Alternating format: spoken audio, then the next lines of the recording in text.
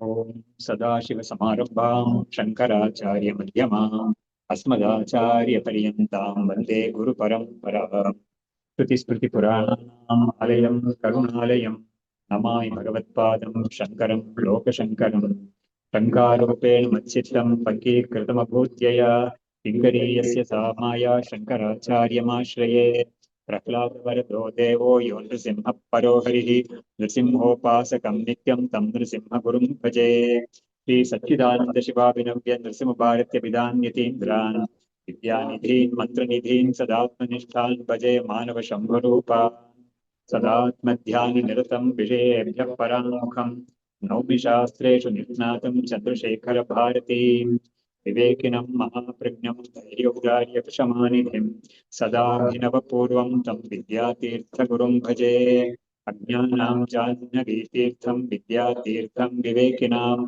ಸರ್ವೇಷಾಂ ಸುಖದಂ ತೀರ್ಥಂ ಭಾರತೀತೀರ್ಥಮಾಶ್ರಯೇ ವಿದ್ಯಾವಿನಯ ಸಂಪನ್ನಂ ಧೀತರಾಗಂ ವಿವೇಕಿನಂ ವಂದೇ ವೇದಾಂತ ತತ್ವಜ್ಞಂ ವಿದುಷೇಖರ ಭಾರತೀಂ ನಮಾಮಿ ಯಾಮಿನೀನಾಥ ಲೇಖಾಲಂಕೃತ ಕುಂತಲಾಂ ಭವಾನೀಂ ಭವಸಂತಾಪ ನಿರ್ವಾಪಣ ಸುಧಾನದೀಂ ನಮಃ ಶ್ರೀ ಶಂಕರಾನಂದ ಗುರು ಪಾದಾಂಬುಜನ್ಮನೆ ಸವಿಲಾಸ ಮಹಾಮೋಹ ಗ್ರಾಹ ಗ್ರಾಸೈಕ ಕರ್ಮಣೆ ತತ್ಪಾದಾಂಬುರುಹದ್ವಂದ್ವ ಸೇವಾ ನಿರ್ಮಲ ಚೇತಸಾಂ ಸುಖಬೋಧಾಯ ತತ್ವಸ್ಯ ವಿವೇಕೋಯಂ ವಿಧೀಯತೆ. ಇದು ಕೇನೋಪನಿಷತ್ ಅಂತ ಉಪನಿಷತ್, ಅದಕ್ಕೆ ತಲವಕಾರ ಉಪನಿಷತ್ ಅಂತ ಇನ್ನೊಂದು ಹೆಸರಿದೆ.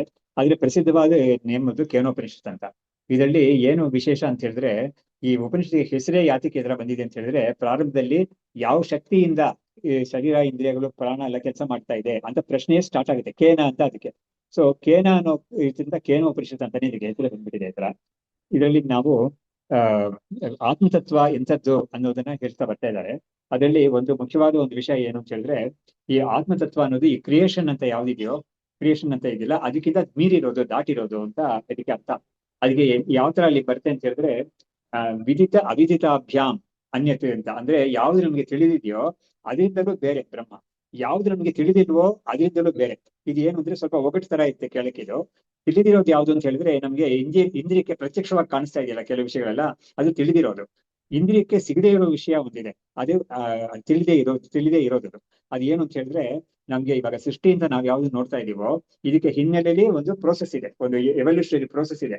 ಮೂಲ ಪ್ರಕೃತಿಯಿಂದ ಅವ್ಯಕ್ತ ಮಹತ್ ಅಹಂಕಾರ ಅಂತ ಹೇಳ್ಬಿಟ್ಟು, ಪಂಚ ತನ್ಮಾತ್ರೆಗಳು ಅಂತ ಹೇಳ್ಬಿಟ್ಟು, ಆಮೇಲೆ ಇದು ಪಂಚೀಕೃತವಾದ ಭೂತಗಳು ಅಂತ ಹೇಳಿದ್ಮೇಲೆ ಈ ಪ್ರಪಂಚವಾಗಿ ಕಾಣಿಸ್ಕೊಳ್ತಾ ಇರೋದು ಕೊನೆ ಸ್ಟೇಜ್ ಇದು. ಹಾಗಾಗಿ ಈ ಸ್ಟೇಜ್ಗೆ ಹಿನ್ನೆಲೆಯಲ್ಲಿ ತುಂಬಾ ಸ್ಟೇಜಸ್ ಇದೆ, ಅದೆಲ್ಲ ನಮ್ಗೆ ಕಣ್ಣು ಕಾಣಿಸಲ್ಲ, ಅದಕ್ಕೆ ಯಾರಿಗೂ ಗೊತ್ತಾಗೋದೇ ಇಲ್ಲ. ಅದು ಯೋಗಿ ಪ್ರತ್ಯಕ್ಷ ಅಂತ ಹೇಳ್ತಾರೆ ಶಾಸ್ತ್ರದಲ್ಲಿ, ಆದ್ರೆ ಸಾಮಾನ್ಯ ಜನಗಳಿಗೆ ಅದೆಲ್ಲ ಗೊತ್ತಾಗೋದೇ ಇಲ್ಲ.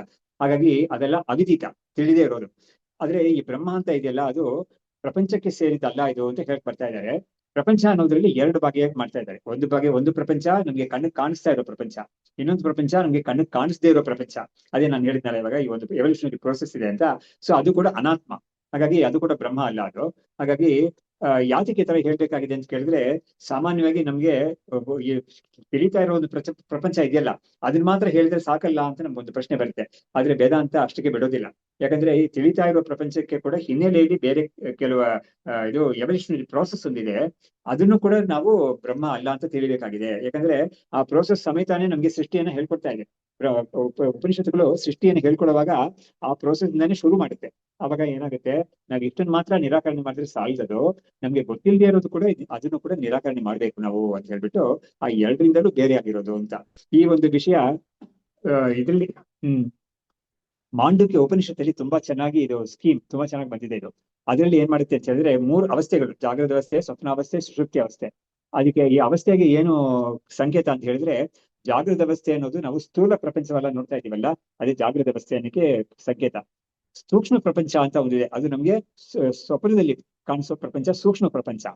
ಸುಷುಪ್ತಿನಲ್ಲಿ ಕಾಣಿಸೋದಿಲ್ಲ ಏನು ಕೂಡ, ಆದ್ರೆ ಇದೆ. ಅದೇನು ಅಂತ ಹೇಳಿದ್ರೆ ಕಾರಣ ಪ್ರಪಂಚ ಅಂತ. ಸೊ ಕಾರಣ, ಸೂಕ್ಷ್ಮ, ಸ್ಥೂಲ, ಈ ತರ ಎವಲ್ಯೂಷನರ್. ಅದೇ ತರ ಇಲ್ಲಿಂದ ಬ್ಯಾಕ್ವರ್ಡ್ಸ್ ಹೋಗ್ಬೇಕಾದ್ರೆ ಸ್ಥೂಲದಿಂದ ಸೂಕ್ಷ್ಮ, ಸೂಕ್ಷ್ಮದಿಂದ ಕಾರಣ ಅಂತ ಈ ತರ ಬ್ಯಾಕ್ವರ್ಡ್ಸ್. ಅಲ್ಲಿ ಕೂಡ ನೋಡಿ, ಆ ಮಾಂಡುಕ್ಯ ಉಪನಿಷತ್ತು ಓಂಕಾರವನ್ನ ತಗೊಂಡು ಅದು ವಿಶ್ಲೇಷಣೆ ಮಾಡುತ್ತೇವೆ. ಓಂಕಾರನಲ್ಲಿ ಆ, ಉ, ಮಾ ಅಂತ 3 ಅಕ್ಷರ ಇದೆಯಲ್ಲ, ಅದ್ರಲ್ಲಿ ಏನ್ ಮಾಡುತ್ತೆ ಅಂತ ಹೇಳಿದ್ರೆ, ಈ ಆ ಅನ್ನೋದನ್ನ ಇದರಲ್ಲಿ ಲಯ ಮಾಡೋದು, ನಲ್ಲಿ ಲಯ ಮಾಡೋದು, ಹೂ ಅನ್ನೋದನ್ನ ಮಾನಲ್ಲಿ ಲಯ ಮಾಡೋದು. ಅದೇ ತರ ಮಾ ಅನ್ನೋದನ್ನ ಉ ಅನ್ನೋದನ್ನ ಆ ಅಂತ ಹೀಗೆ ಲಯ ಮಾಡೋ ಪ್ರೊಸೆಸ್ ನ ಅದು ತೋರಿಸ್ಕೊಡುತ್ತೆ. ಅವಾಗ ಏನಾಯ್ತು, ಸ್ಥೂಲವಾಗಿರೋದು ಸೂಕ್ಷ್ಮದಲ್ಲಿ ಲೈವ್ ಆಗುತ್ತೆ. ಯಾಕಂದ್ರೆ ನೋಡಿ, ಸ್ಥೂಲ ಅನ್ನೋದಕ್ಕಿಂತ ಶಾಸ್ತ್ರದ ಪ್ರಕಾರ ನೋಡಿ, ಆ ಶಾಸ್ತ್ರ, ಈ ವೇದಾಂತ ಶಾಸ್ತ್ರ, ಮುಖ್ಯವಾಗಿ ನ್ಯಾಯಶಾಸ್ತ್ರ, ಅವ್ರು ಎಷ್ಟು ಚೆನ್ನಾಗಿ ಇದ್ ಮಾಡಿದ್ದಾರೆ ಅಂತ ಹೇಳಿದ್ರೆ, ಕಾರ್ಯ ಅಂತ ಒಂದು ಕಾಣಿಸ್ತಾ ಇದೆಯಲ್ಲ, ಆ ಕಾರ್ಯಕ್ಕಿಂತ ವ್ಯಾಪಕವಾಗಿರುವುದು, ಸೂಕ್ಷ್ಮವಾಗಿರುವುದು ಕಾರಣ ಅಂತ. ಹಾಗಾಗಿ ಯಾಕಂದ್ರೆ ಕಾರಣ ಅಂತ ಹೇಳುವಾಗ ಅವರೊಂದು ಒಂದು ಪರಿಭಾಷೆ ಇಟ್ಕೊಂಡಿದ್ದಾರೆ. ಕಾರಣ ಅಂದ್ರೆ ಕಾರ್ಯನಿಯತ ಪೂರ್ವವೃತ್ತಿತ್ವಂ ಅಂತ. ಕಾರ್ಯ ಅಂತ ಯಾವ್ದು ನಮ್ಗೆ ಕಾಣಿಸ್ತಾ ಇದ್ರು, ಘಟ ಅಂತ ತಗೊಳ್ಳೋಣ. ಮಣ್ಣಿನ ಕಾರ್ಯ ಘಟ ಅನ್ನೋದು. ಸೊ ಘಟ ಅನ್ನೋದಕ್ಕೂ ಅದೇ ಕಾರ್ಯ, ಆ ಕಾರ್ಯಕ್ಕೂ ಮುಂಚೆ ಇರ್ಬೇಕಾದದ್ದು ಅಂತ ಕಾರಣ ಅಂತ. ಹಾಗಾಗಿ ಕಾರಣ ಇದ್ರೇನೆ ಕಾರ್ಯ ಉಂಟಾಗುತ್ತೆ ಅಂತ ಎಲ್ಲ ಕಡೆನೂ ಎಲ್ಲರಿಗೂ ಗೊತ್ತಿರೋದು. ಅವಾಗ ಕಾರ್ಯವನ್ನು ನಾವು ನೋಡ್ತಾ ಇದ್ದೀವಿ, ಅದೇ ಕಾರ್ಯಕ್ಕೆ ಹಿನ್ನೆಲೆಯಲ್ಲಿ ಸೂಕ್ಷ್ಮವಾಗಿ ಕಾರಣ ಅಂತ ಓದಿದೆ. ಅದ್ರಲ್ಲಿ ಯದ್ಯಪಿ ಕೆಲವು ಸತಿ ಕಣ್ಣು ಕಾಣಿಸುತ್ತೆ, ಕೆಲವು ಸತಿ ಕಣ್ಣು ಕಾಣಿಸಲ್ಲ. ಆದ್ರೆ ನಾವು ಅದನ್ನ ಬಿಡಬಾರ್ದು. ಹಾಗಾಗಿ ಈ ಮಾಂಡಕ್ಯ ಉಪನಿಷತ್ತು ಏನ್ ಮಾಡುತ್ತೆ ಅಂದ್ರೆ, ಈ ಸ್ಥೂಲವಾಗಿರೋ ಪ್ರಪಂಚ ಒಂದು ಪ್ರಪಂಚ, ಅದಕ್ಕಿಂತ ಸೂಕ್ಷ್ಮವಾಗಿರೋದು ಇನ್ನೊಂದು ಭಾಗ, ಅದು ಅದಕ್ಕಿಂತ ಇನ್ನೊಂದು ಕಾರಣವಾಗಿರೋದು ಒಂದು ಬೀಜವಾಗಿರೋದು ಒಂದು ಅಂತ ಹೇಳ್ಬಿಟ್ಟು ಇದರ ಮೂರು ತೋರಿಸಿದೆ. ಈ ತುರಿಯ ಅನ್ನೋದು ಅದಕ್ಕಿಂತ ದಾಟಿರೋದು ಅಂತ. ಇವಾಗ 4 ಬಂತಲ್ವ ನಮ್ಗೆ, ತುರಿಯ ಅಂತ ಒಂದು, ಕಾರಣ ಅಂತ ಒಂದು, ಸೂಕ್ಷ್ಮ ಅಂತ ಒಂದು, ಸ್ಥೂಲ ಅಂತ ಒಂದು. ಇದನ್ನ ತೋರ್ಸಕ್ಕೆ ನಮ್ಮ ವಿದ್ಯಾರಣ್ಯ ಸ್ವಾಮಿಗಳು ತುಂಬಾ ಚಮತ್ಕಾರವಾಗಿ ಒಂದು ಉದಾಹರಣೆ ಕೊಟ್ಟಿದ್ದಾರೆ. ಅವರು ಚಿತ್ರದೀಪಂ ಅಂತ ಪಂಚದಶಿಯಲ್ಲಿ ಒಂದು ಪ್ರಕರಣ, ತುಂಬಾ ದೊಡ್ಡ ಪ್ರಕರಣ ಅದು. ಹಾಗಾಗಿ ತೃಪ್ತಿ ದೀಪ, ಚಿತ್ರದೀಪ ಎರಡೇ ತುಂಬಾ ಬಿಗ್ಗೆಸ್ಟ್, ವೆರಿ ಲಾಂಗ್ ಚಾಪ್ಟರ್ಸ್ ಇನ್ ಪಂಚದಶಿ. ಆ ಚಿತ್ರದೀಪದಲ್ಲಿ ಅವ್ರು ಏನ್ ಮಾಡ್ತಾರೆ ಅಂದ್ರೆ, ಒಂದು ಚಿತ್ರಪಟ ಅಂತ ನಾವು ಲಾಸ್ಟ್ ಟೈಮ್ ನೋಡಿದ್ವಿ. ಅಂತ ಪಟ ಅಂತ ನಾವು ಹೇಳ್ತೀವಲ್ಲ, ಅಂತ ಪದ್ಮನಾಭ ಬಡತಿಗೆ ಒಂದು ಪಟ ಇದೆ, ಬಟ್ಟೆ. ಸೊ ಆ ಬಟ್ಟೆಗೆ ಆ ಬಟ್ಟೆಯಾಗಿ ನಮ್ಗೆ ಕಾಣಿಸ್ಬೇಕಾದ್ರೆ, ಅದು ಪಟ ನಮ್ಗೆ ಕಾಣಿಸ್ಬೇಕಾದ್ರೆ ಅದಕ್ಕೆ ಹಿನ್ನೆಲೆಯಲ್ಲಿ ಒಂದು ಪ್ರೋಸೆಸ್ ಇದೆ. ಸೊ ಹಾಗಾಗಿ ಬರೀ ಬಟ್ಟೆ ಅಂತ ಇದೆಯಲ್ಲ, ಅದ್ರಲ್ಲಿ ಏನು ಪೇಂಟ್ ಏನು ಮಾಡಕ್ ಆಗೋದಿಲ್ಲ, ತುಂಬಾ ಲೋಲವಾಗಿರುತ್ತೆ ಅದು. ಹಾಗಾಗಿ ಬಟ್ಟೆಯನ್ನ ನಾವು ಗಟ್ಟಿ ಮಾಡ್ಬೇಕಾಗಿದೆ. ಅದಕ್ಕೆ ಹಿಂದಿನ ಕಾಲದಲ್ಲೆಲ್ಲ ಗಂಜಿ ಹಾಕ್ತಾ ಇದ್ರು, ಗಂಜಿ ಸ್ಟಾರ್ಚಿಂಗ್ ಅಂತ ಹೇಳ್ತೀವಲ್ಲ, ಗಂಜಿ ಹಾಗೆ ಗಟ್ಟಿ ಮಾಡೋದು. ಗಟ್ಟಿ ಮಾಡಿದ ಮೇಲೆ ಅದ್ರಲ್ಲಿ ಪ್ರಿಂಟ್ ಮಾಡ್ಬೇಕು. ಪ್ರಿಂಟ್ ಮಾಡಕ್ ಮುಂಚೆ ಒಂದು ಔಟ್ಲೈನ್ ಇರುತ್ತೆ, ಔಟ್ಲೈನ್ ಆದ್ಮೇಲೆ ಅದಕ್ಕೆ ಕಲರ್ ತುಂಬೋದು ಅಂತ. ಸೊ ಇದು ನಮ್ಗೆ ಚಿತ್ರ ಒಂದು ಪಿಕ್ಚರ್ ಅನ್ನೋದು ನಮ್ಗೆ ಕಣ್ಣಿಗೆ ಎದುರಿಗೆ ಪಿಕ್ಚರ್ ಬರ್ಬೇಕಾದ್ರೆ ಅದಕ್ಕೆ ಹಿನ್ನೆಲೆಯಲ್ಲಿ ಇಂಥದ್ದೆಲ್ಲ ಇದೆ ಅಂತ. ನಾವು ಕೂಡ ಚಿಕ್ಕ ವಯಸ್ಸಲ್ಲಿ ನೋಡ್ತಾ ಇದ್ವಿ. ಈ ಕಾಲದಲ್ಲಿ ಜಾಸ್ತಿ ಮಾಡ್ತಾ ಇಲ್ಲ ಅದನ್ನ. ಇವಾಗ ಪೋಸ್ಟರ್ಸೇ ನಮ್ಗೆ ಬಂದ್ಬಿಟ್ಟಿದೆ ತುಂಬಾ. ಆದ್ರೆ ಹಿಂದಿನ ಕಾಲದಲ್ಲ ಏನ್ ಮಾಡ್ತಾ ಇದ್ರು, ಒಂದು 50-60 ವರ್ಷಕ್ಕೆ ಮುಂಚೆ ಮನೆ ಕಾಂಪೌಂಡ್ ಗೋಡೆಗಳೆಲ್ಲ ಇರ್ತಲ್ಲ, ಅದೇ ತರ ಸ್ಕೂಲ್ ಕಾಂಪೌಂಡ್ ಗೋಡೆಗಳೆಲ್ಲ ಇರುತ್ತೆ, ಅದರಲ್ಲಿ ಬರಿತಾ ಇದ್ರು ಈ ಪಿಕ್ಚರ್ಸ್ ಎಲ್ಲ ಹಾಕೋರು. ಅವಾಗ ಏನ್ ಮಾಡೋರು, ಮೊದಲು ಔಟ್ಲೈನ್ ಬರೆಯೋರು. ಅದು ಬರೀ ಗೋಡೆ ಮೇಲೆ ಮಾಡಕ್ಕಾಗಲ್ಲ, ಅದಕ್ಕೆ ಸುಣ್ಣ ಬೆಳೀತಾರೆ. ಸುಣ್ಣ ಬೆಳೆದಾಗ ಅದ್ರ ಮೇಲೆ ನಾವು ಬರೆಯಕ್ಕಾಗುತ್ತೆ. ಅದು ಔಟ್ಲೈನ್ ಬರೀತಾರೆ. ಅದನ್ನ ಕಣ್ಣಿಂದ ನೋಡಿದೀವಿ ನಾವು, ಔಟ್ಲೈನ್ ಬರೆಯೋದು ನೋಡಿದೀವಿ. ಬಟ್ ಔಟ್ಲೈನ್ ನಲ್ಲಿ ಮಾತ್ರ ನಾವು ಏನ್ ಪಿಕ್ಚರ್ ಅಂತ ನಮಗೆ ಸ್ಪಷ್ಟವಾಗಿ ಗೊತ್ತಾಗೋದಿಲ್ಲ. ಅದು ಒಂದ್ಸಲ ಅಸ್ಪಷ್ಟವಾಗಿರುತ್ತೆ. ಅದು ಕಲರ್ ಹಾಕಿದ ಮೇಲೆನೆ ನಮಗೆ ಅದು ಇಂಥ ಪಿಕ್ಚರ್ ಅಂತ ಗೊತ್ತಾಗುತ್ತೆ. ಹಾಗಾದ್ರೆ ಏನಾಯ್ತು, ಫಸ್ಟ್ ಅದಕ್ಕೆ ಗೋಡೆ ಅಂತ ಒಂದು ಬ್ಯಾಕ್ಗ್ರೌಂಡ್, ಒಂದು ಸಪೋರ್ಟ್ ಇರಬೇಕು, ಫೈನಲ್ ಅಲ್ಟಿಮೇಟ್ ಸಪೋರ್ಟ್, ಅದೇ ಅಧಿಷ್ಠಾನವಾಗಿರೋ ನಿರ್ಗುಣ ಬ್ರಹ್ಮ.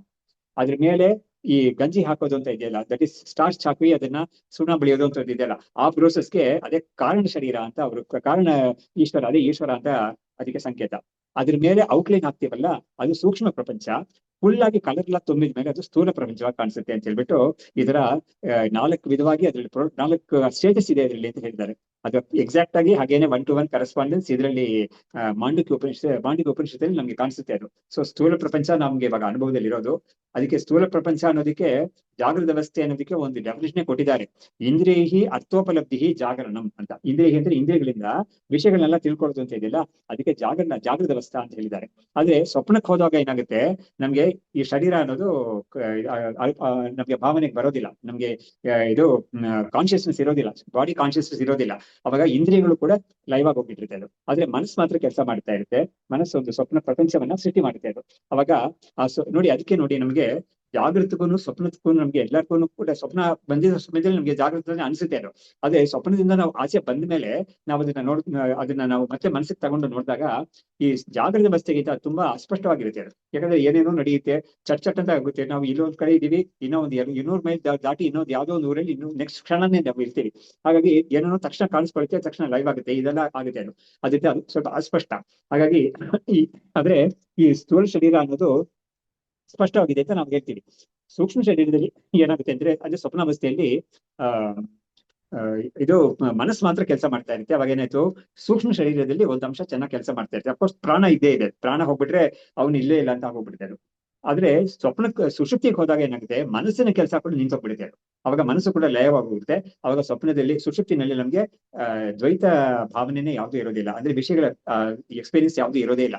ಇಂದ್ರಿಯಗಳ ಎಕ್ಸ್ಪೀರಿಯನ್ಸ್ ಇದರಲ್ಲೇ ಹೊಟ್ಟೋಯ್ತು, ಯಾವ್ದು ಸ್ವಪ್ನದಲ್ಲೇ ಇಂದ್ರಿಯ ಎಕ್ಸ್ಪೀರಿಯನ್ಸ್ ಹೊಟ್ಟೋಯ್ತು. ಸುಷುಪ್ತಿಗೆ ಹೋದಾಗ ಮೆಂಟಲ್ ಆಕ್ಟಿವಿಟಿ ಅನ್ನೋದು ಕೂಡ ಫುಡ್ ಹೊಟ್ಟೋಗುತ್ತೆ ಅದು. ಹಾಗಾಗಿ ಅಲ್ಲಿ ನಮ್ಗೆ ಪೂರ್ತಿ ಕಾರಣ ಶರೀರ. ಅದು ಯಾವ್ದಕ್ಕೆ ಕಾರಣ? ಅದು ಈ ಸುಷುಪ್ತಿ ಅನ್ನೋದು ಯಾವ್ದಕ್ಕೆ ಕಾರಣ ಅಂತ ಹೇಳಿದ್ರೆ ಈ ಸೂಕ್ಷ್ಮ ಮತ್ತು ಸ್ಥೂಲಕ್ಕೆ ಕಾರಣ.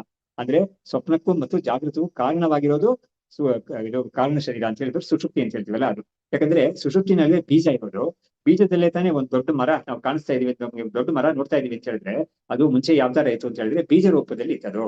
ಅವಾಗ ಈ ಬೀಜ ರೂಪದಲ್ಲಿ ಬೀಜದಲ್ಲಿ ಈ ಮರ ಅನ್ನೋದು ಪೊಟೆನ್ಶಿಯಲ್ ಆಗಿದೆ ಬೀಜದಲ್ಲಿ.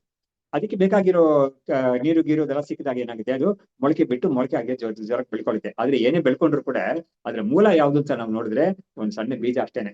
ಅಷ್ಟು ದೊಡ್ಡ ಮಹಾನ್ ಇದು ವೃಕ್ಷ, ಅದಕ್ಕೆ ಮೂಲ ಯಾವ್ದು ಅಂತ ಹೇಳಿದ್ರೆ ಒಂದ್ ಸಣ್ಣ ಒಂದು ರವೆ ತರ ಇರುತ್ತೆ. ಅದಕ್ಕೆ ಇದರಲ್ಲಿ ಚಾಂದೋಗ್ಯ ಪ್ರಶ್ನೆಯಲ್ಲಿ ಕೂಡ ಅವನಿಗೆ ತೋರಿಸ್ಕೊಡ್ತಾರೆ ತಂದೆ, ಇವನಿಗೆ ಶ್ವೇತಕೇತುಗೆ ತೋರಿಸ್ಕೊಡ್ತಾರೆ. ಆ ಆಲದ ಮರದ ಬೀಜ ಕಾಯಿ ಇದೆಯಲ್ಲ, ಆ ಕಾಯಿ ತರ ಹೇಳ್ತಾರೆ, ಕಾಯಿನ ಒಡಿ ಅಂತ ಹೇಳ್ತಾರೆ. ಹೊಡೆದಾಗ ಏನ್ ನೋಡ್ತಾ ಇದೆ ಅಂತ ಕೇಳಿದ್ರೆ ಸಣ್ಣ ಸಣ್ಣ ರವೆ ತರ ಇರ್ತಾ ಇದ್ರೆ ನಾವು ನೋಡಿದೇವಲ್ಲ, ಹತ್ತಿ ಇದ್ರ ಒಳ್ಳೆ ರವೆ ತರ ಇರ್ತಾರೆ. ಆ ರವೆಯನ್ನು ಒಡಿ ಅಂತ ಹೇಳ್ತಾರೆ. ಅವಾಗ ಏನ್ ಕಾಣಿಸ್ತಾ ಅಂತ ಹೇಳಿದ್ರೆ ಏನು ಕಾಣಿಸ್ತಾ ಇಲ್ಲ ಅಂತ ಹೇಳ್ತಾನೆ.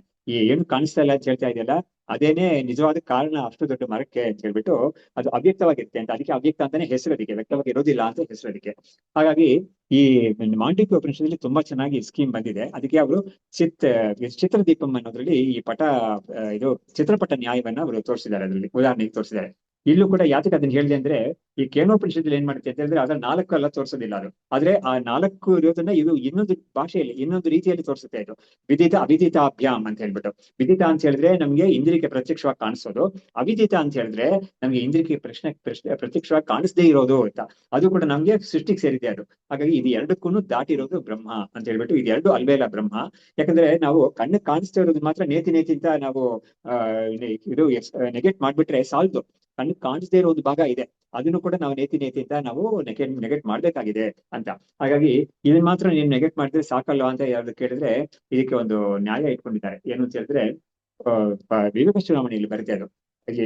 ಯಾವ ಕಾಂಟೆಕ್ಸ್ಟ್ ಅಲ್ಲಿ ಬರುತ್ತೆ ಅಂತ ಹೇಳಿದ್ರೆ, ನಮ್ಮ ಅಂತಃಕರಣದಲ್ಲಿ ನಮ್ಗೆ ವಾಸನಾಸ್ ಅಹಂಕಾರ ಅಂತೆಲ್ಲ ಇರುತ್ತಲ್ಲ ನಮ್ಗೆ ಅಂತಃಕರಣದಲ್ಲಿ, ಈ ವಾಸನಾಸ್ ಇದ್ರೆ ಕೂಡ ಏನಾಗುತ್ತೆ, ಅದು ಮತ್ತೆ ಅದು ಮೊಳಕೆ ಬಿಟ್ಕೊಂಡು ದೊಡ್ಡ ವೃಕ್ಷವಾಗಿ ಆಗೋದಕ್ಕೆ ಸಾಮರ್ಥ್ಯ ಇದೆ ಅದಕ್ಕೆ ಅಂತ. ಅದಕ್ಕೆ ಏನ್ ಹೇಳ್ತಾರೆ ಅಂದ್ರೆ, ಒಂದು ಮರ ಅದನ್ನ ನಾವು ಕಡ್ದು ಹಾಕಿದ್ಮೇಲೂ ಕೂಡ ಅದಕ್ಕೆ ಚಿಗುರ್ಕೊಳುತ್ತಲ್ಲ, ಅದಕ್ಕೆ ನೀರು ಗೀರು ಸಿಕ್ಕಿದಾಗ ಚಿಗುರ್ಕೊಂಡ್ಬಿಡುತ್ತೆ ಮತ್ತೆ. ಹಾಗಾಗಿ ಈ ಉದಾಹರಣೆನೆ ಕೊಡ್ತಾರೆ ಬೇಗ ಚುನಾವಣೆಯಲ್ಲಿ.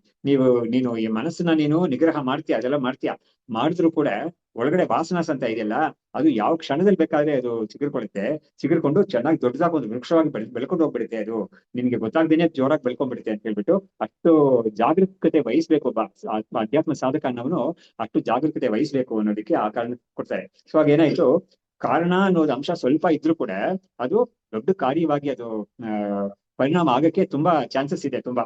ಹಾಗಾಗಿ ಆ ಕಾರಣದ ಸಮೇತ, ರೂಟ್ ಸಮೇತ ಅಂತ ಹೇಳ್ತೀವಲ್ಲ, ಬುಡ ಸಮೇತ ಕೀಳೋದು ಅಂತ ಹೇಳ್ತೀವಲ್ಲ, ಅದೇ ಹೆಸರು ಬುಡ ಸಮೇತ. ಯಾಕೆ ಅಂದ್ರೆ ಮೇಲ್ಗಡೆ ಕಾಣಿಸ್ತಾ ಇರೋದು ಮಾತ್ರ ನಾವು ಕಿತ್ತಾಕ್ಬಿಟ್ರು ಕೂಡ ಬುಡ ಇದೆಯಲ್ಲ ಒಳಗಡೆ ಅದು ಸ್ವಲ್ಪ ಚಿಗುರ್ಕೊಂಡ್ಬಿಡುತ್ತೆ. ಅದೇ ಬುಡ ಸಮೇತ ತೆಗಿಬೇಕು ಅಂತ.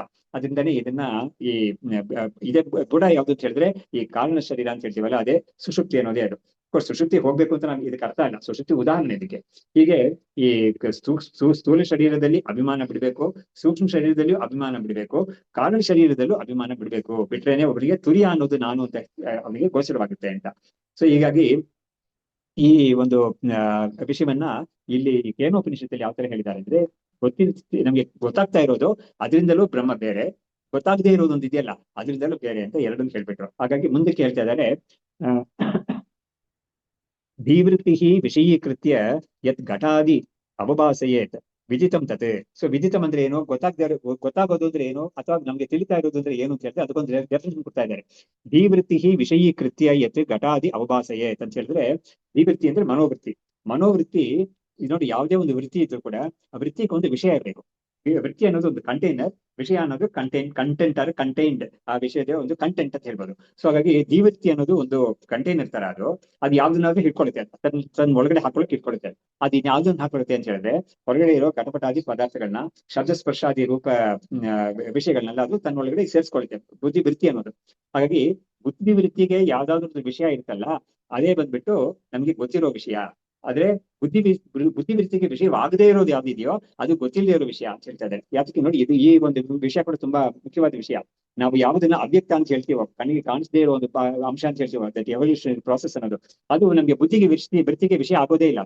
ಯಾಕಂದ್ರೆ ಬುದ್ಧಿ ವಿಷಯಕ್ಕೆ ಯಾವ್ದು ಇದು ವಿಷಯವಾಗುತ್ತೆ ಅಂತ ಹೇಳಿದ್ರೆ, ಇಂದ್ರಿಯಕ್ಕೆ ಯಾವ್ದು ವಿಷಯವಾಗುತ್ತೋ ಅದೇನೇ ಬುದ್ಧಿವೃತ್ತಿಗೆ ವಿಷಯವಾಗುತ್ತೆ. ಯಾಕಂದ್ರೆ ನೋಡಿ, ಕಣ್ಣಿಗೆ ರೂಪ ಅನ್ನೋದು ಕಾಣಿಸ್ಕೊಳ್ಳುತ್ತೆ, ಕಿವಿಗೆ ಶಬ್ದ ಅನ್ನೋದು ಕೇಳಿಸ್ಕೊಳ್ಳುತ್ತೆ. ಹೀಗಾಗಿ ಒಂದೊಂದು ಇಂದ್ರಿಯಕ್ಕೂ ಒಂದೊಂದು ವಿಷಯ ಇದೆ. ಅವಾಗ ಒಬ್ಬ ಸಂಕಲ್ಪ ಮಾಡಿ, ನಾನು ಅಲ್ಲಿ ಏನೋ ಒಂದು ವಾಸನೆ ಬರ್ತಾ ಇದೆ, ಏನ್ ನೋಡ್ಬೇಕು, ನನಗೆ ತಿಳ್ಕೊಬೇಕು ಅಂತ ಹೇಳ್ಬಿಟ್ಟು ಅವನು ವಿಚಾರ ಮಾಡ್ತಾನೆ. ಅವಾಗ ಏನ್ ಮಾಡ್ತಾನೆ, ಅವನು ಇನ್ನೂ ಸ್ವಲ್ಪ ಜಾಸ್ತಿ ಶ್ರಮ ಪಟ್ಟು ಅದಿಂತದ್ದು ವಾಸನೆ ಅಂತ ತಿಳ್ಕೊಳ್ತಾನೆ ಅವನು.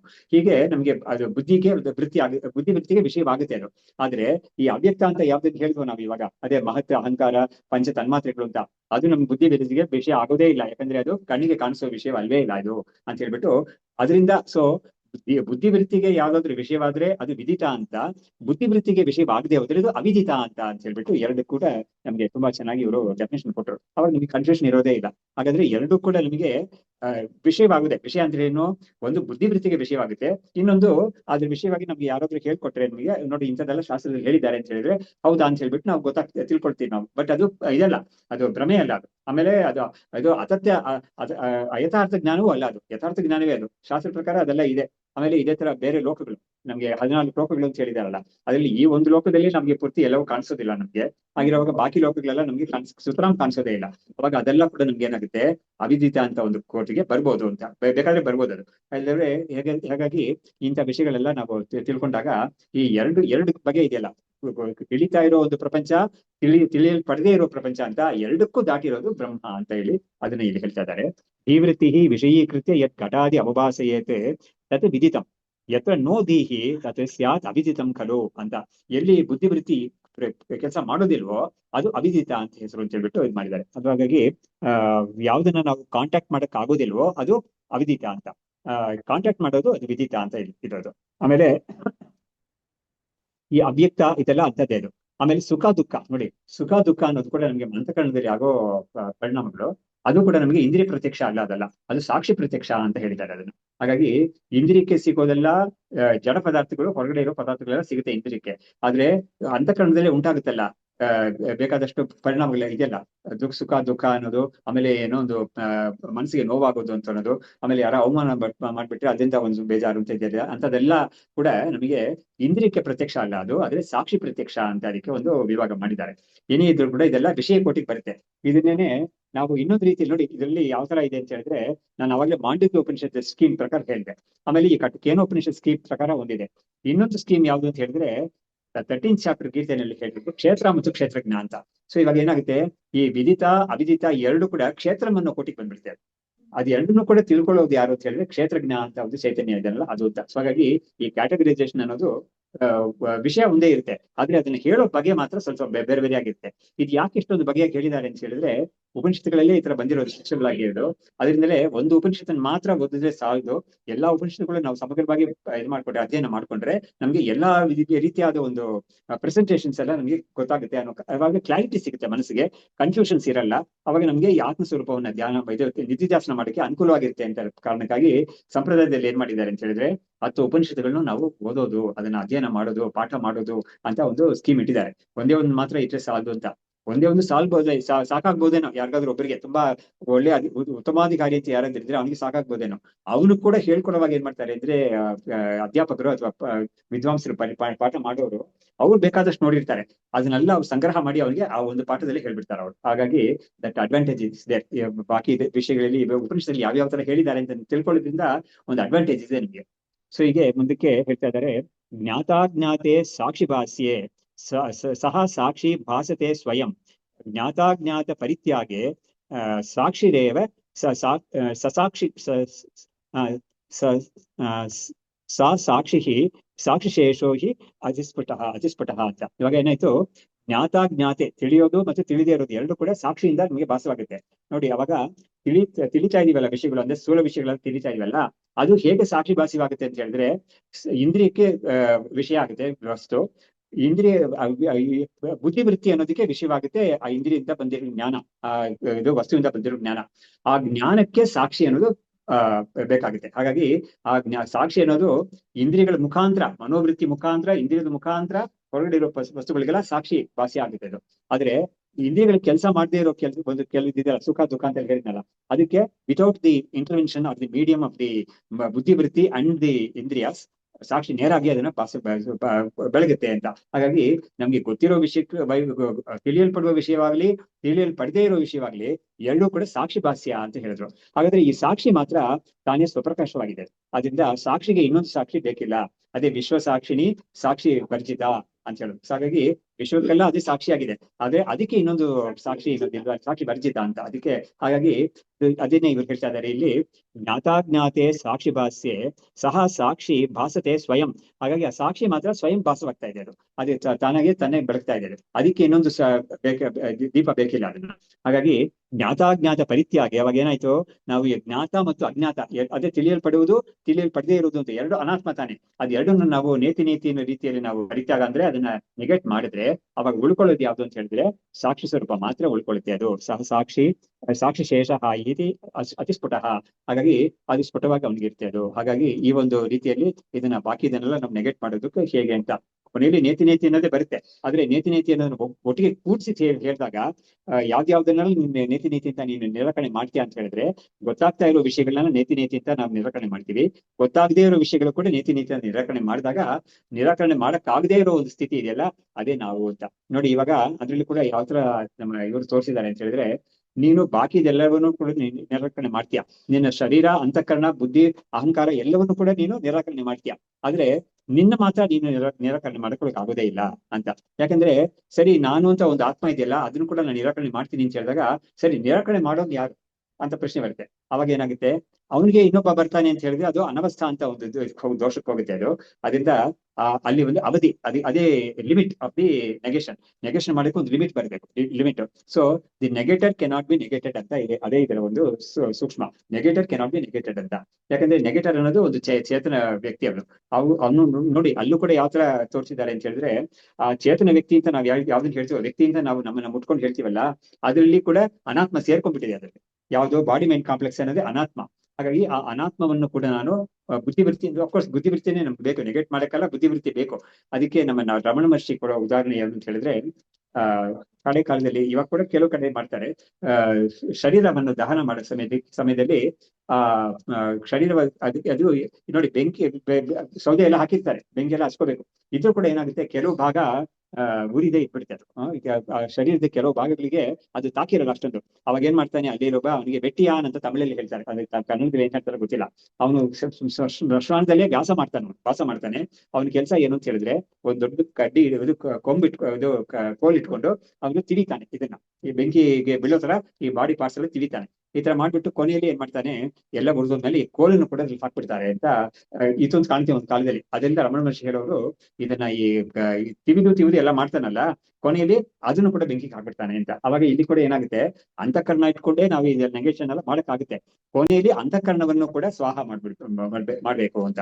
ಅವಾಗ ಉಳಿಯೋದೇನು, ಸೈಲೆನ್ಸ್ ಮಾತ್ರ ಉಳಿಯುತ್ತೆ ಅದು ಅಂತ ಈ ರೀತಿಯಲ್ಲಿ ತೋರಿಸ್ಕೊಟ್ಟಿದ್ದಾರೆ. ಈಗ ಅದಕ್ಕೇನೆ ಉಪನಿಷತ್ತಲ್ಲಿ ಕೂಡ ಒಂದು ಕಡೆ ಯಥೋ ವಾಚೋ ನಿವರ್ತಂತೆ ಅಪ್ರಾಪ್ಯ ಮನಸಾ ಸಹ ಅಂತ ಹೇಳಿದ್ರೆ ಏನು, ವಾಕು ಮುಟ್ಟಕ್ಕಾಗಲ್ಲ ಬ್ರಹ್ಮವನ್ನ, ಮನಸ್ಸು ಕೂಡ ಅದರಿಂದ ಅಲ್ಲಿವರೆಗೂ ಹೋಗಕ್ ಆಗಲ್ಲ ಅಂತ ಹೇಳುತ್ತೆ ಒಂದ್ ಕಡೆ. ಇನ್ನೊಂದು ಕಡೆ ಮನಸೈವಾನು ದ್ರಷ್ಟವ್ಯಂ ಅಂತ ಹೇಳಿ ಇನ್ನೊಂದು ಕಡೆ ಉಪನಿಷತ್ತಲ್ಲಿ ಹೇಳಿದ್ದೆ. ಅವಾಗ ಮನಸ್ಸಿಂದಲೇ ಅದನ್ನ ನೀನು ತಿಳ್ಕೊಬೇಕು ಅಂತ. ಯಾಕಂದ್ರೆ ಮನಸ್ಸು ಒಂದೇ ಇನ್ಸ್ಟ್ರೂಮೆಂಟ್ ಮಾತ್ರ ಇರೋದು ಅದನ್ನ ತಿಳ್ಕೊಳಕ್ಕೆ. ಖಂಡಿತ ಮೊದಲೇ ಕಣ್ಣಿಗೆ ಕಾಣಿಸಲ್ಲ ಅಂತ ಬಿಟ್ಬಿಟ್ರು ಅದನ್ನ, ಇಂದ್ರಿಯಗಳೆಲ್ಲ ಹೊಟ್ಟೋಯ್ತು, ಅಲ್ಲಿಂದಾನೇ ಇಂದ್ರಿಯಕ್ಕೆ ಕೆಲಸ ಇಲ್ಲ ಅಂತ ಆಗೋಯ್ತು.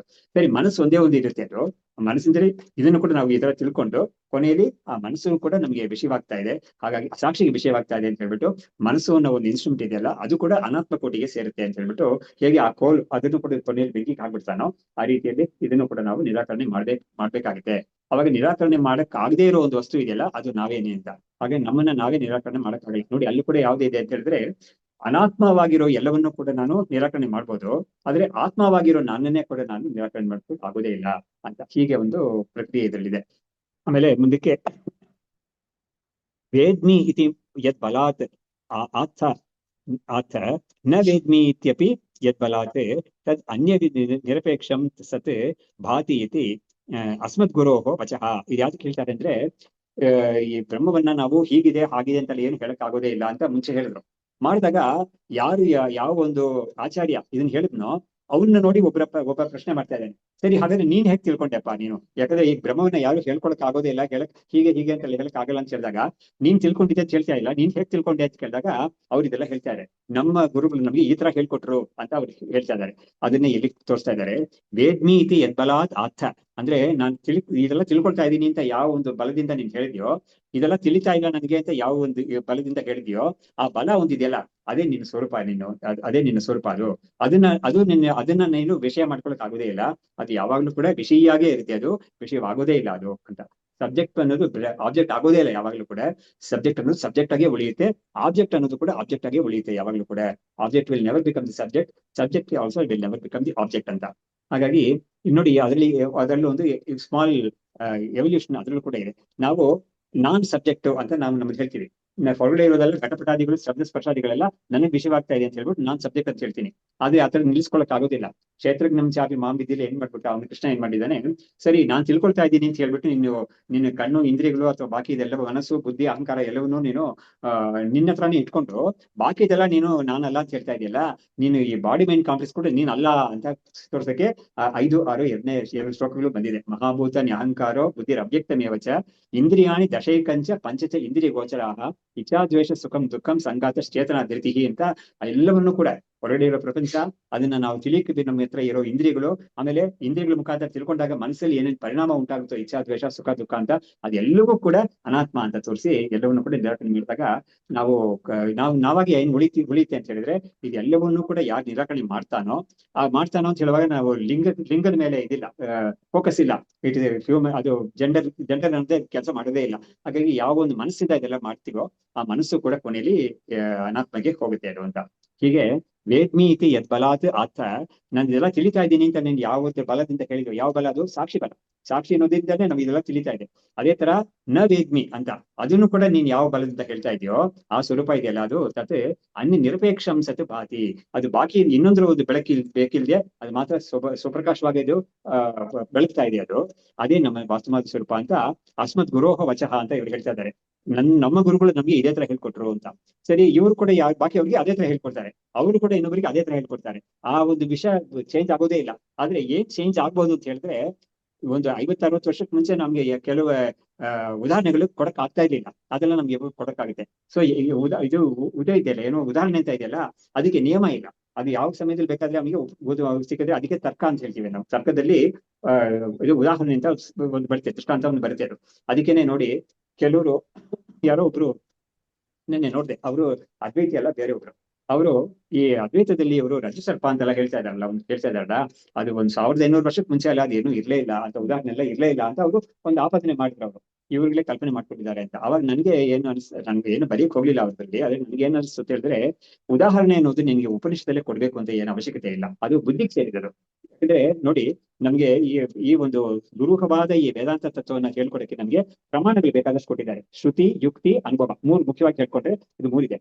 ಯುಕ್ತಿ ಅಂತ ಒಂದಿದೆಯಲ್ಲ, ಅದು ನಿನಗೆ ಯುಕ್ತಿ ಅನ್ನೋದು ಬುದ್ಧಿ ಕಲ್ಪಿತ, ಅದು ಬುದ್ಧಿ ಕಲ್ಪನೆ ಮಾಡ್ಕೋಬೇಕು.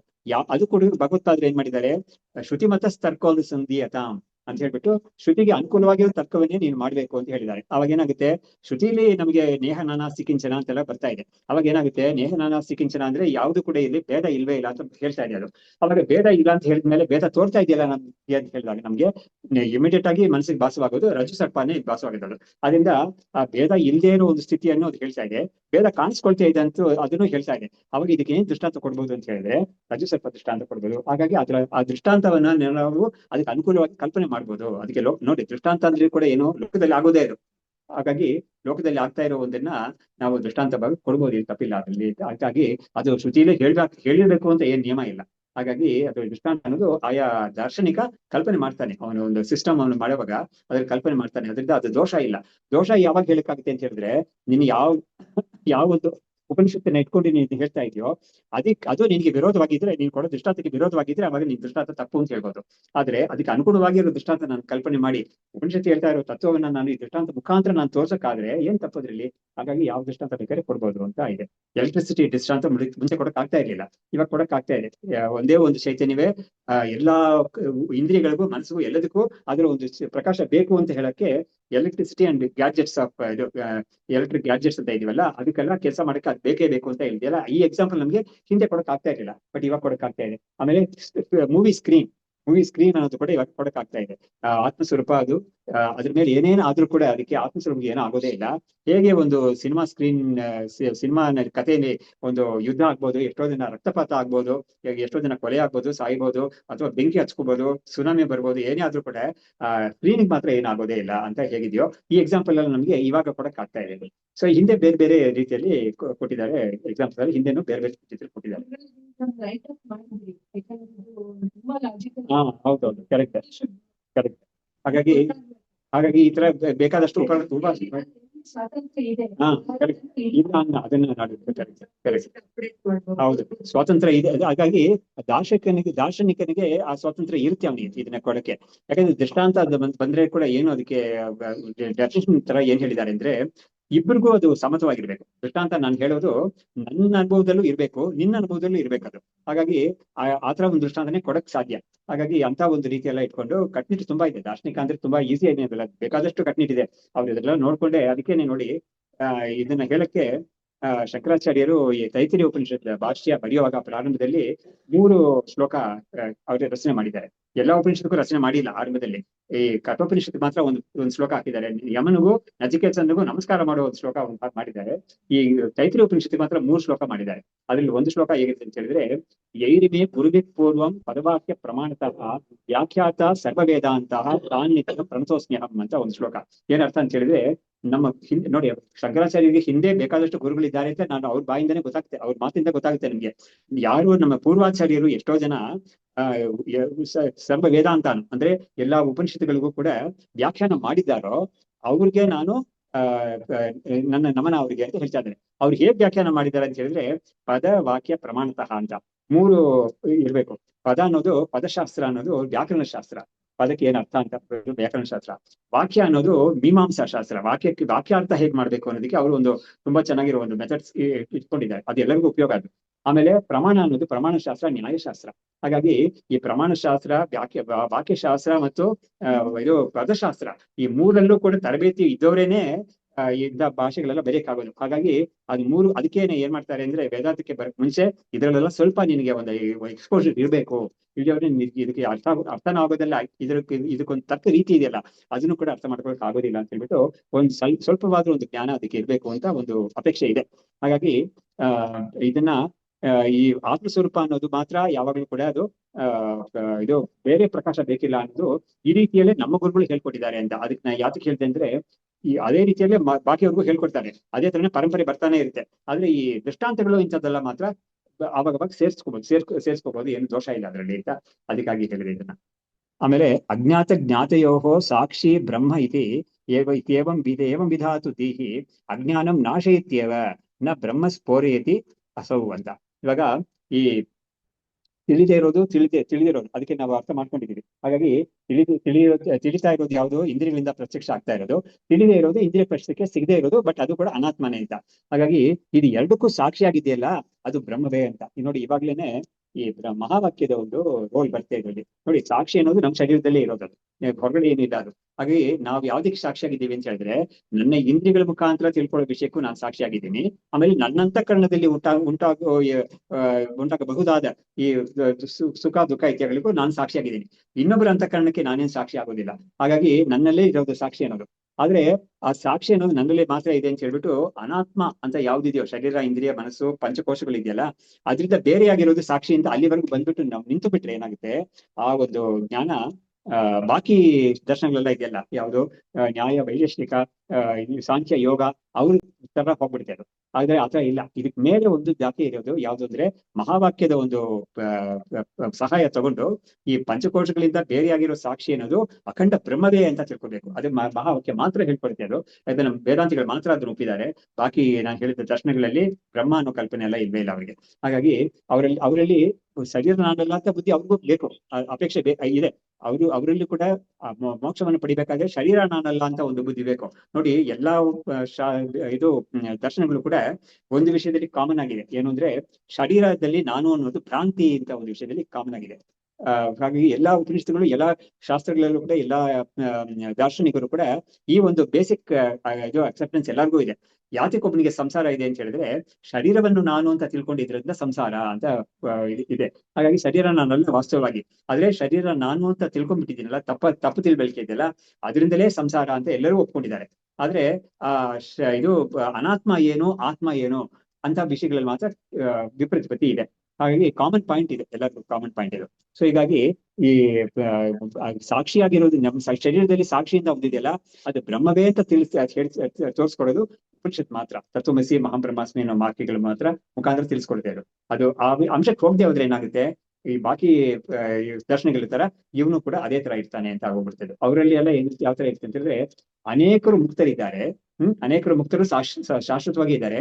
ಒಂದು ಮುಕ್ತನಿಗಿಂತ ಇನ್ನೊಂದು ಮುಕ್ತ ಬೇರೆ. ಆಮೇಲೆ ಪ್ರಪಂಚ ಅನ್ನೋದು ಸತ್ಯವಾಗಿದೆ ಅಂತ ಈ 2-3 ವಿಷಯಗಳೆಲ್ಲ ಇದೆಯಲ್ಲ, ಅದು ಬಾಕಿ ಇದಕ್ಕೆ ಪಂಚಭೇದ ಅಂತ ಹೇಳ್ತಾರೆ. ಬಾಕಿ ದರ್ಶನಗಳಿಗೆ ಸಮಾನ.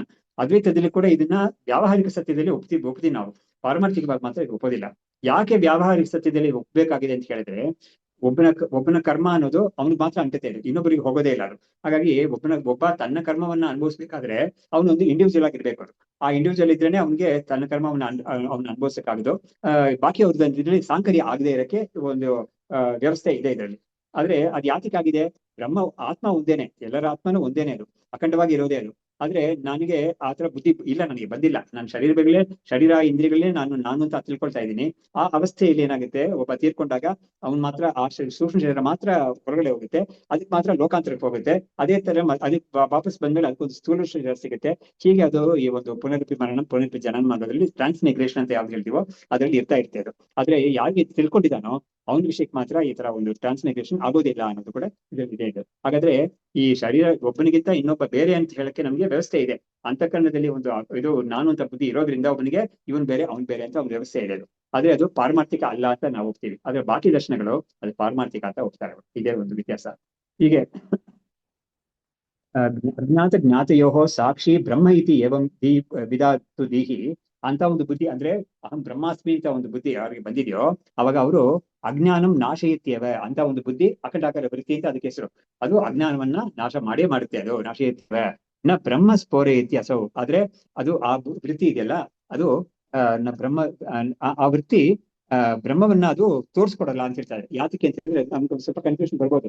ಆ ವೃತ್ತಿ ಅಖಂಡಾಕಾರ ವೃತ್ತಿ ಅಂತ ಇದೆಯಲ್ಲ, ಅದು ಏನ್ ಮಾಡುತ್ತೆ ಅಂತ ಶಾಸ್ತ್ರಕಾರರು ಹೇಳ್ತಾರೆ ಅಂದ್ರೆ, ಅವಿದ್ಯೆಯನ್ನು ಹೋಗ್ಲಾಡ್ಸುತ್ತೆ ಅಷ್ಟೇ ಹೊರತು ಬ್ರಹ್ಮವನ್ನೇನು ಅದು ಪ್ರಕಾಶ ಮಾಡೋದಿಲ್ಲ ಅಂತ ಹೇಳ್ತಾರೆ. ಯಾಕೆ ಹೇಳ್ತಾರೆ ಅಂತ ಹೇಳಿದ್ರೆ, ಬ್ರಹ್ಮ ಸ್ವರೂಪ ನಿನ್ನ ಅಂತಃಕರಣದಲ್ಲಿ ಆಲ್ರೆಡಿ ಪ್ರಕಾಶವಾಗ್ತಾ ಇದೆ. ಅದು ಅದನ್ನ ಮುಚ್ಚಿಬಿಟ್ಟಿದೆ ಕೆಲವು ಅವಿದ್ಯೆ ಅನ್ನೋದು. ಹಾಗಾಗಿ ಅವಿದ್ಯೆಯನ್ನು ಹೋಗ್ಲಾಡ್ಸೋದೊಂದೇನೆ ಈ ವೃತ್ತಿಗೆ ಕೆಲಸ.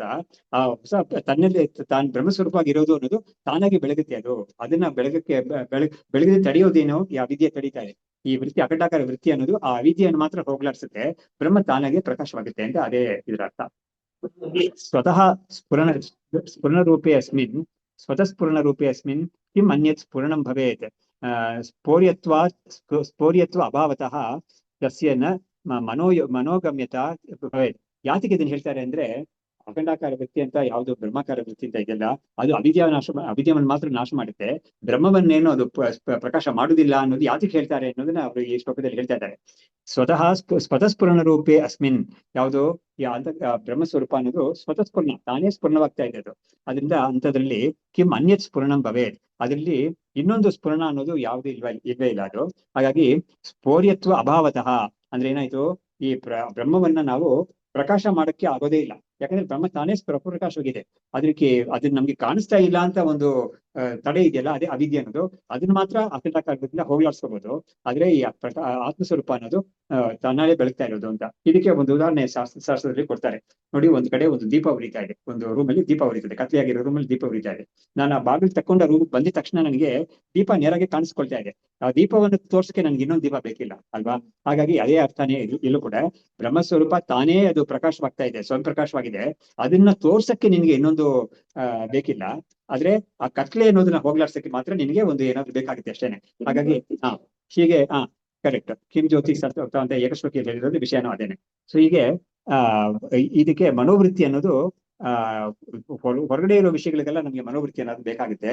ಆದ್ರೆ ಈ ಒಂದು ಬ್ರಹ್ಮವನ್ನ ಪ್ರಕಾಶ ಮಾಡಕ್ಕೆ ಮನೋವೃತ್ತಿ ಅನ್ನೋದು ಕೆಲಸ ಏನು ಮಾಡೋದಿಲ್ಲ. ಅವಿದ್ಯೆ ಮಾತ್ರ ಹೋಗ್ಲಾಡ್ಸುತ್ತೆ ಅದು ಅಂತ ಅದನ್ನ ಸ್ಪಷ್ಟ ಮಾಡೋದು. ಆಮೇಲೆ ಮುಂದಕ್ಕೆ ಅವಾಂಗ್ಮನಸ ಗಮ್ಯಂ ತತ್ ಆಚಾರ್ಯೇಣ ಉಪದಿಶ್ಯತೆ ಶಿಷ್ಯೇಣ ಬುದ್ಧ್ಯತೆ ಚ ಇತ್ತಂ ನ ಕಿಂಚಿತ್ ನ ಉಪಪದ್ಯತೆ. ಹಾಗಾಗಿ ಅವಾಂಗ್ಮನಸ ಗಮ್ಯಂ ಅಂದ್ರೆ ವಾಕಿಗೂ ಮನಸ್ಸಿಗೂ ಈ ಆತ್ಮ ಅನ್ನೋದು ಸಿಗೋದಿಲ್ಲ ಅನ್ನೋದನ್ನ ಉಪದೇಶ ಮಾಡ್ತಾ ಇದೆ, ಶಾಸ್ತ್ರ ಉಪದೇಶ ಮಾಡ್ತಾ ಇದೆ. ಅದೇ ನಮ್ಗೆ ಆಚಾರ್ಯರು ಕೂಡ ನಮ್ಗೆ ಅದನ್ನೇ ಹೇಳಿದ್ರು, ಆಚಾರ್ಯನ ಉಪದಿಶ್ಯತೆ ಶಿಷ್ಯನ ಬುದ್ಧತೆ ಹೆಚ್ಚ ಇತ್ತ. ಶಿಷ್ಯನು ಕೂಡ ಅದನ್ನ ತಿಳ್ಕೊಳ್ಳುವಾಗ ಹೀಗೆ ತಿಳ್ಕೊಳ್ತಾನೆ ಅವನು. ಹಾಗಾಗಿ ಆದಿ ಕಾಲದಲ್ಲಿ ನಿಮ್ಗೆ ಇದು ಈ ಬ್ರಹ್ಮವಿದ್ಯಾ ಅನ್ನೋದು ಆದಿ ಕಾಲದಿಂದ ಅದಕ್ಕೆ ಅನಾದಿ, ಅದು ಕೂಡ ಬ್ರಹ್ಮವಿದ್ಯಾ ಅನಾದಿ. ಹೇಗೆ ಸಂಸಾರ ಅನಾದಿಯೋ ಅದೇ ತರ ಈ ಬ್ರಹ್ಮವಿದ್ಯಾ ಕೂಡ ಅನಾದಿ. ಹೇಗೆ ನಮ್ಗೆ ಗೊತ್ತಾಗುತ್ತೆ? ಕೃಷ್ಣ ಗೀತೆಯಲ್ಲಿ ಕೂಡ ಹೇಳಿದಾನಲ್ಲ, ಅಧ್ಯಾತ್ಮ ವಿದ್ಯಾ ಇದು ವಿದ್ಯಾನಾಮ ಅಂತ ಹೇಳ್ಬಿಟ್ಟು ಇದರಲ್ಲಿ ಕೂಡ ಏನು ವೇದಾಂತ ವೇದಾಂತಕೃತ್ ವೇದ ಅಹಂ ಅಂತ ಹೇಳ್ತಾನೆ. ಹಾಗಾಗಿ ವೇದಾಂತ ಕೃತ್ ಅಂತ ಹೇಳಿದ್ರೆ ಏನು? ಈ ವೇದಾಂತ ಅರ್ಥ ಸಂಪ್ರದಾಯ ಅಂತ ಭಗವತ್ಪಾದರು ಅದಕ್ಕೆ ಭಾಷೆಯಲ್ಲಿ ಹೇಳಿದ್ದಾರೆ. ಹಾಗಾಗಿ ವೇದಾಂತ ಅರ್ಥ ಉಪನಿಷತ್ತಿನ ಅರ್ಥ ಅದನ್ನ ಹೇಳೋ ಒಂದು ಸಂಪ್ರದಾಯ ಇದೆಯಲ್ಲ, ಆ ಸಂಪ್ರದಾಯವನ್ನು ನಾನೇ ಫಸ್ಟ್ ಸ್ಟಾರ್ಟ್ ಮಾಡಿದ್ದು ಅಂತ ಇವನು ಕೃಷ್ಣ ಹೇಳ್ತಾ ಇದ್ದಾನೆ. ಅವಾಗ ಏನಾಯ್ತು, ಒಂದೊಂದು ಸೃಷ್ಟಿಯಲ್ಲೂ ಕೂಡ ಇದು ಬಂದಿದೆ. ಅದು ಅವಾಗ ಪ್ರತಿ ಸೃಷ್ಟಿ ಆಗೋ ಸಮಯದಲ್ಲೇನೆ ಈ ಆತ್ಮಸ್ವರೂಪವನ್ನು ತಿಳ್ಕೊಳ್ಳೋಕೆ ದಾರಿ ಕೂಡ ಅದರಲ್ಲೇ ಮಾಡ್ಬಿಟ್ಟಿದ್ದಾರೆ. ಅದು ನೋಡಿ ತುಂಬಾ ಆಶ್ಚರ್ಯವಾಗಿರೋ ವಿಷಯ. ಅದು ಇದಕ್ಕೆ ನಮ್ಮ ಶಾಸ್ತ್ರದಲ್ಲಿ ಲಾಕ್ಷಾಗ್ರಹ ಉದಾಹರಣೆ ಕೊಡ್ತಾರೆ ನೋಡಿ. ಪಾಂಡವರನ್ನೆಲ್ಲ ಒಂದೇ ಸತಿ ಅವರೆಲ್ಲ ನಾಶವಾಗ್ಲಿ ಅಂತ ಹೇಳ್ಬಿಟ್ಟು ಲಾಕ್ಷಾಗ್ರಹ ನಿರ್ಮಾಣ ಮಾಡಕ್ಕೆ ಇವನು ಪ್ಲಾನ್ ಮಾಡ್ತಾನೆ. ಯಾರು ದುರ್ಯೋಧನ ಪ್ಲಾನ್ ಮಾಡಿರ್ತಾನೆ. ಆದ್ರೆ ಯಾರ ಕೈಲಿ ಆ ಕೆಲಸ ಮಾಡಕ್ ಕೊಟ್ಟಿರ್ತಾನೋ ಅವನು ಸ್ವಲ್ಪ ಒಳ್ಳೆಯವನು. ಅವನು ತಿಳ್ಕೊಂಡಿದ್ದಾನೆ ಈ ವಿಷಯ, ಇದಕ್ಕಾಗಿ ಅವ್ನು ಮಾಡ್ತಾ ಇದ್ದಾನೆ, ದುರ್ಬುದ್ಧಿಯಿಂದ ಮಾಡ್ತಾ ಇದ್ದಾನೆ ಅಂತ. ಅವನೇನ್ ಮಾಡ್ತಾನೆ, ಆ ಲಾಕ್ಷಾಗ್ರಹ ನಿರ್ಮಾಣ ಮಾಡುವಾಗ ಅಲ್ಲಿಂದ ತಪ್ಪಿಸ್ಕೊಳ್ಳೋಕ್ಕೂ ಒಂದು ದಾರಿ ಮಾಡ್ಬಿಡ್ತಾನೆ. ಅದರಿಂದ ಒಂದು ದಾರಿ ಅಲ್ಲೇ ಅವ್ನ ಕಲ್ಪನೆ ಮಾಡ್ಬಿಡ್ತಾನೆ. ಮಾಡ್ಬಿಟ್ಟು ಇವ್ರಿಗೆ ತೋರಿಸ್ಕೊಡ್ತಾನೆ ಅದನ್ನ. ಹಾಗಾಗಿ ಇವರು ಬೆಂಕಿ ಹಚ್ಚಿದ ತಕ್ಷಣ ಇವ್ರು ಏನ್ ಮಾಡ್ಬಿಡ್ತಾರೆ, ಅಲ್ಲಿಂದ ತಪ್ಪಿಸ್ಕೊಂಡು ಹೋಗ್ಬಿಡ್ತಾರೆ. ಭೀಮ ಇವರೆಲ್ಲರೂ ಹೊರಟೋಗ್ತಾರೆ ಅಲ್ಲಿಂದ. ಹೀಗೆ ಈ ಮಾಯೆ ಅನ್ನೋದು ನಮ್ಮನ್ನ ಸಂಸಾರದಲ್ಲಿ ಇಟ್ಟರು ಕೂಡ ಆ ಮಾಯೆಯಲ್ಲೇ ಸಂಸಾರದಿಂದ ಆಚೆ ಬರೋಕ್ಕೆ ದಾರಿ ಕೂಡ ಅದೇ ಮಾಡ್ಕೊಟ್ಟಿದೆ. ಹೀಗಾಗಿ ಅದೇ ವಿಶೇಷ ಇದರಲ್ಲಿ. ಹೀಗೆ ಈ ಅವಾಂಗನಸ ಗಮ್ಯಂ ತತ್ ಆಚಾರ್ಯನ ಉಪದಿಶ್ಯತೆ. ಹೀಗಾಗಿ ಈ ಆಚಾರ್ಯರು ಆದಿಕಾಲದಿಂದ, ಅದಕ್ಕೆ ಹೇಳಿದ ನಾನು, ಆದಿಕಾಲದಿಂದ ಗುರು ಶಿಷ್ಯ ಪರಂಪರೆಯನ್ನು ಬರ್ತಾ ಇದೆ. ಅವರೆಲ್ಲರೂ ಕೂಡ ಇದೇ ತರ ಹೇಳಿದ್ದಾರೆ. ಯಾವುದು ಈ ಮನಸ್ಸು ವಾಕಿಗೆ ಆತ್ಮ ಸಿಗೋ ವಿಷಯ ಅಲ್ಲ ಅಂತ ಇರೋದನ್ನ ಎಲ್ಲರೂ ಹೇಳ್ತಾನೆ ಇರ್ತಾರೆ. ಹಾಗಾಗಿ ನಮ್ಮ ಆಚಾರ್ಯರು ಹಾಗೆ ಹೇಳ್ಕೊಟ್ಟಿದ್ದಾರೆ, ನಾನು ಹಾಗೆ ಹೇಳ್ಕೊಡ್ತೀನಿ ಬಾಕಿಯವ್ರಿಗೆ ಅಂತ ಹೇಳ್ಬಿಟ್ಟು ಆ ವಿಷಯ ಮಾತ್ರ ಚೇಂಜ್ ಆಗೋದೇ ಇಲ್ಲ. ದೃಷ್ಟಾಂತಗಳು ಇದೆಲ್ಲ ಚೇಂಜ್ ಆಗ್ಬೋದು, ಆದ್ರೆ ಇದು ಮಾತ್ರ ಫಿಕ್ಸ್ಡ್ ಆಗೇ ಇರುತ್ತೆ. ಅದು ಯಾವಾಗ್ಲೂ ಕೂಡ ವೇರಿ ಆಗೋದೇ ಇಲ್ಲ ಇದು. ಹೀಗೆ ಯತ್ ನ ಅಭಿಧೀಯತೆ ವಾಚ. ಇವಾಗ ಏನ್ ಮಾಡ್ತಾ ಇದಾರೆ, ಈ ಉಪನಿಷತ್ತೆ ಹೇಳೋ ಮಾತುಗಳಿದೆಲ್ಲ ಏನು, ನಮ್ಗೆ ವಾಗೀಂದ್ರಿಯ ಅಂತ ಒಂದಿದೆ, ಆಮೇಲೆ 5 ಕರ್ಮೇಂದ್ರಿಯ ಇದೆ. ವಾಗೀಂದ್ರಿಯ ಮಾತ್ರ ಯಾತಕ್ಕೆ ತಗೊಂಡ್ರು ಅಂತ ಹೇಳಿದ್ರೆ, ಕರ್ಮೇಂದ್ರಿಯದಲ್ಲಿ ಇರೋದು ತುಂಬಾ ಪ್ರಧಾನವಾಗಿರೋದು ವಾಕ್. ಕೈ ಕಾಲು ಆಮೇಲೆ ಜನನೇಂದ್ರಿಯ ಆಮೇಲೆ ಎಕ್ಸ್ಕ್ರಿಟರಿ ಆರ್ಗನ್ ಅದೆಲ್ಲ ಅಷ್ಟೊಂದು ಪ್ರಧಾನ ಇಲ್ಲ. ವಾಕ್ಗೆ ತುಂಬಾ ಶಕ್ತಿ ಇದೆ ಅದಕ್ಕೆ. ನೋಡಿ ವಾಕ್ ಅನ್ನೋದು ಎಷ್ಟು ಪವರ್ಫುಲ್ ಅಂತ ಹೇಳಿದ್ರೆ, ಒಬ್ಬನ ಅವಿದ್ಯೆಯನ್ನ ಹೋಗ್ಲಾಡ್ಸಕ್ಕೆ ವಾಕ್ಗೆ ಸಾಮರ್ಥ್ಯ ಇದೆ. ಅದರಿಂದನೇ ವಾಂಗ್ಮಯ ಅಂತ ಹೇಳ್ತೀವಿ ನಾವು. ಈ ವೇದಾಂತ ಉಪನಿಷತ್ತು ಎಲ್ಲ ವಾಂಗ್ಮಯವಾಗಿದೆ. ಒಬ್ಬನಿಗೆ ಶಬ್ದದಿಂದ ಅದನ್ನ ಹೇಳಕ್ ಆದ್ರೆ ತುಂಬಾ ದೊಡ್ಡ ವಿಷಯ ಅದು ಅಂತ ಹೇಳ್ತಾರೆ. ಇದಕ್ಕೆ ಒಂದು ಸುಭಾಷಿತ ಕೂಡ ಇದೆ, ಏನಂದ್ರೆ ಶತೇಶು ಜಾಯತೆ ಶೂರಃ ಸಹಸ್ರೇಷ್ಟ ಪಂಡಿತಃ ಭಕ್ತ ದಶಸಹಸ್ರೇಶು ದಾತ ಭವತಿ ಬಾ ನವ ಅಂತ. ಅದಕ್ಕೆ ಏನ್ ಹೇಳ್ತೆ ಅಂದ್ರೆ, ಒಬ್ಬ ಶೂರ ಅಂದ್ರೆ 100 ಜನದಲ್ಲಿ ಒಬ್ಬ ಶೂರನ ಹಾಕ್ಬೋದು. ಆಮೇಲೆ ಸಹಸ್ರೇಷ್ಟ ಪಂಡಿತ, ಒಬ್ಬ ಪಂಡಿತ ಅಂದ್ರೆ ತುಂಬಾ ವಿಷಯಗಳೆಲ್ಲ ತಿಳ್ಕೊಂಡಿರೋನು, ಅದನ್ನ ಅಧ್ಯಯನ ಮಾಡಿ ಮನಸ್ಸಲ್ಲಿ ಇಟ್ಕೊಂಡಿರೋನು, ಧಾರಣೆ ಮಾಡ್ಕೊಂಡಿರೋನು 1000ರಲ್ಲಿ ಒಬ್ಬ ಸಿಗ್ತಾನೆ. ಆದ್ರೆ 10,000ದಲ್ಲಿ ಕೂಡ ಒಬ್ಬ ಚೆನ್ನಾಗಿ ಮಾತಾಡೋದು ಸಿಗೋದು ತುಂಬಾ ಕಷ್ಟ ಅಂತ ಹೇಳ್ತಾ ಇದ್ರು. ಹಾಗಾಗಿ ದಾನ ಮಾಡೋದು ತುಂಬಾ ದುರ್ಲಭ ಅಂತ ಅದಿರ್ಲಿ. ಆದ್ರೆ ಇಲ್ಲಿ ಪ್ರಕೃತ ಏನು ಅಂತ ಹೇಳಿದ್ರೆ, ಒಬ್ಬನಿಗೆ ವಿಷಯ ತಿಳ್ಕೊಂಡಿದ್ದಾನೆ, ಆದ್ರೆ ಅವ್ನಿಗೆ ಯಾರಿಗೂ ಬಾಕಿಯವ್ರಿಗೆ ಹೇಳಕ್ ಆಗೋದಿಲ್ಲ ಅಂತ ಹೇಳಿದ್ರೆ ಅಷ್ಟೊಂದು ಪ್ರಯೋಜನ ಇಲ್ಲ. ಅವ್ನಿಗೆ ಮಾತ್ರ ಅವ್ನು ತನ್ನ ಒಂದು ಪುರುಷಾರ್ಥಕ್ಕೆ ಅದನ್ನ ಉಪಯೋಗಿಸ್ಕೊಳ್ತಾನೆ. ಆದ್ರೆ ಬಾಕಿಯವ್ರಿಗೂ ಅದನ್ನ ಹೇಳ್ಬೇಕು ಅಂತ ಒಂದು ಇದು ಬಂದ್ರೆ ಅದಕ್ಕೆ ಒಂದು ವಾಕ್ ಸಾಮರ್ಥ್ಯ ಅವ್ನಿಗಿರ್ಬೇಕು. ಅದರಿಂದಲೇ ಒಬ್ಬ ಚೆನ್ನಾಗಿ ಭಕ್ತ ಆಗಿದ್ದಾರೆ ಅಂತ ಹೇಳಿದ್ರೆ ಅವ್ರಿಗೆ ತುಂಬಾ ಡಿಮ್ಯಾಂಡ್ ಇದೆ ಲೋಕದಲ್ಲಿ ಕೂಡ, ಬಾಕಿ ಫೀಲ್ಡ್ಸ್ ಅಲ್ಲೂ ಕೂಡ ಅಷ್ಟೇನೆ. ಅದೇ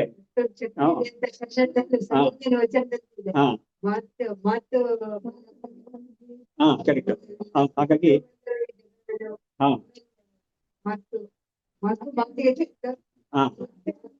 ಹೀಗೆ ಮಾತು ಇರೋವನಿಗೆ ನೋಡಿ. ಅದಕ್ಕೆ ನೋಡಿ ನಾವು ಇದರಲ್ಲಿ ಕೂಡ ಒಂದು ಕಮರ್ಷಿಯಲ್ ಫೀಲ್ಡ್ ಅಲ್ಲಿ ಒಂದು ಕಂಪನಿಯಲ್ಲಿ ಎಲ್ಲಾ ಕಡೆ ಕೂಡ ಡೆಮಾನ್ಸ್ಟ್ರೇಟ್ ಮಾಡಿ ಎಲ್ಲ ಕೂಡ ಲೆಕ್ಚರ್ ಮಾಡಿ ನೋಡಿ ತುಂಬಾ ಬೆಲೆ ಜಾಸ್ತಿ, ಅವ್ನಿಗೆ ಸಾಮರ್ಥ್ಯ ಜಾಸ್ತಿ ಇರುತ್ತೆ. ಬಾಕಿ ಎಲ್ಲರಿಗೂ ಅದು ಬರೋದಿಲ್ಲ ಅನ್ನೋದನ್ನ ಭಕ್ತ ದಶಸಹಸ್ರೇಶು 10,000 ಜನದಲ್ಲಿ ಕೂಡ ಯಾರಾದ್ರೂ ಒಬ್ಬ ಭಕ್ತ ವಾಚಾಳ ಇರ್ತಾನೆ ಅಂತ. ಹೀಗಾಗಿ ಅದನ್ನ ಹೇಳ್ಕೊಡೋದಕ್ಕೆ ಹೇಳೋದು ತುಂಬಾ ಕಷ್ಟವಾದ ವಿಷಯ. ಯಾಕಂದ್ರೆ ಕನ್ವೆ ಮಾಡೋದು ಇನ್ನೊಬ್ಬರಿಗೆ ಹೋಗಿ ರೀಚ್ ಆಗೋ ತರ ಕನ್ವೆ ಮಾಡೋದು ಅಂತ ಇದೆಯಲ್ಲ, ಅದು ತುಂಬಾ ದೊಡ್ಡ ಸ್ಕಿಲ್, ಅದು ಸೆಪರೇಟ್ ಸ್ಕಿಲ್ ಅದು. ಹಾಗಾಗಿ ತಿಳ್ಕೊಳ್ಳೋದಕ್ಕೆ ಈಸಿ ಆಗಿರುತ್ತೆ ಅದು, ಆದ್ರೆ ಕನ್ವೆ ಮಾಡೋ ಸ್ಕಿಲ್ ಇದೆಯಲ್ಲ ಅದು ಎಲ್ಲರಿಗೂ ಬರೋದಿಲ್ಲ ಅನ್ನೋ ಕಾರಣದಿಂದ ಆತರ ಹೇಳಿದ್ದಾರೆ. ಅವಾಂಗ್ಮನಸ ಗಮ್ಯಂ ತತ್ ಆಚಾರ್ಯನ ಉಪದಿಶ್ಯತೆ ಸೊ ಯತೆನ ಅವಿಧೀಯತೆ ವಾಚ. ಇವಾಗ ಉಪನಿಷತ್ತು ಏನ್ ಮಾಡ್ತಾ ಇದೆ ಅಂದ್ರೆ ವಾಗೀಂದ್ರಿಯದಿಂದ ಈ ಆತ್ಮವನ್ನ ನಾವು ಬೆಳಗಕ್ಕೆ ಆಗುದಿಲ್ಲ. ನೋಡಿ, ವಾಕ್ ಅನ್ನೋದು ಇಂದ್ರಿಯ ಇದೆಯಲ್ಲ, ಅದು ಹೇಗೆ ಬೆಳಗುತ್ತೆ ಅಂತ ಯಾಕೆ ಹೇಳ್ತೀಯ ನೀನು ಅಂತ ಕೇಳಿದ್ರೆ, ಎಷ್ಟು ಪವರ್ ಇದೆ ಅಂತ ಹೇಳಿದ್ರೆ ತುಂಬಾ ಕತ್ಲಿಯಾಗಿದೆ. ಅದರಲ್ಲಿ ಒಬ್ಬರಿಗೆ ಯಾರೋ ಒಬ್ಬರಿಗೆ ನಮ್ ಧ್ವನಿ ಕೇಳಿ ಯಾವ್ದು ನಮ್ಗೆ ಏನಾದ್ರು ಹೆಲ್ಪ್ ಮಾಡಿದ್ರೆ ಬರ್ಬೋದು ಅಂತ ಮತ್ತೆ ಧ್ವನಿ ಜೋರಾಗಿ ಕೂಗ್ತಾನ. ಅವಾಗ ಯಾರಾದ್ರೂ ಕೇಳಿಸ್ಕೊಂಡ್ರೆ ಅವಾಗ ಅವರು ವಾಪಸ್ ಇವನಿಗೆ ತಿಳಿಸ್ತಾರೆ, ನಾನು ಇದ್ದೀನಿ ಅಂತ ತಿಳಿಸ್ತಾರೆ. ಹಾಗಾಗಿ ಧ್ವನಿಗೆ ತುಂಬಾ ಸಾಮರ್ಥ್ಯ ಇದೆ, ಇದು ಶಕ್ತಿ ಇದೆ ಧ್ವನಿಗೆ. ಹಾಗಾಗಿ ಯತೇನ ಅವಿಧೀಯತೆ ವಾಚ ವಾಗ್ಯೇನ ಪ್ರೇರ್ಯತೆ ಸದಾ ಬ್ರಹ್ಮ ವಿದ್ಯಿತ ಏವತ್ವಂ ನತು ಇದಂ ಯತೆ ಉಪಾಸತೆ ಅಂತ ಹೇಳ್ಬಿಟ್ಟು ಇದೇ ರೆಫರಿಂಗ್ ಇರೋ 4-5 ಮಂತ್ರಗಳು ಬರ್ತೆ ಅಂತ. ಅದ್ರಲ್ಲಿ ಮೊದಲು ಏನ್ ಬರ್ತೆ ಅಂತ ಹೇಳಿದ್ರೆ, ಈ ವಾಕಿಂದ ನಾವು ಬ್ರಹ್ಮವನ್ನ ತಿಳಿಸಕ್ ಆಗೋದಿಲ್ಲ. ನೋಡಿ, ವಾಕಿಂದ ಒಬ್ಬನಿಗೆ ಹೆಸರು ಗೋಪಾಲ ಅಂತ ಒಬ್ಬರಿಗೆ ಹೆಸರಿದ್ರೆ ಕರಿಬಹುದು, ಹೆಸರಿಟ್ಟು ಕರಿಬಹುದು. ಅಥವಾ ಓ ಅಂತ ಕರೆದ್ರೆ ಅವನು ಯಾರೋ ಅಂತ ತಿರುಗಿ ನೋಡ್ತಾನೆ, ಅವಾಗ ನಿನ್ ಬಾಯಿಲಿ ಅಂತ ಕರಿಬಹುದು. ಹಾಗಾಗಿ ಶಬ್ದದಿಂದ ಆತರ ಒಬ್ಬನಿಗೆ ನಾವು ರಿಯಾಕ್ಷನ್ ಮಾಡಕ್ಕೆ ನಮ್ಗೆ ಒಂದು ಸಾಮರ್ಥ್ಯ ಇದೆ. ಆದ್ರೆ ಶಬ್ದದಿಂದ ಆತ್ಮನನ್ನ ನಾವು ರಿಯಾಕ್ಷನ್ ಮಾಡಕ್ಕೆ ಆಗೋದೇ ಇಲ್ಲ ಅದು. ಹಾಗಾಗಿ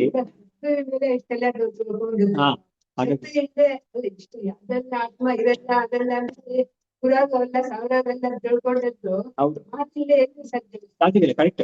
ಅದು ನಿರ್ಣಯ ಮಾಡ್ತಾ ಇಲ್ಲ, ಮಾತಿನ ರೋಲ್ ನಿರ್ಣಯ ಮಾಡ್ತಾನೆ ಇಲ್ಲ.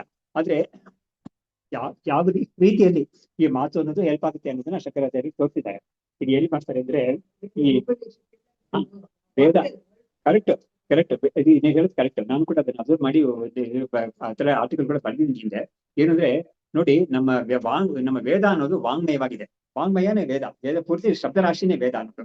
ಆಗಿರುವಾಗ ವೇದ ಒಂದೇ ನಮ್ಗೆ ಪ್ರಮಾಣ ಕೂಡ ಈ ಆತ್ಮನಲ್ಲಿ ತಿಳ್ಕೊಳಕ್ಕೆ.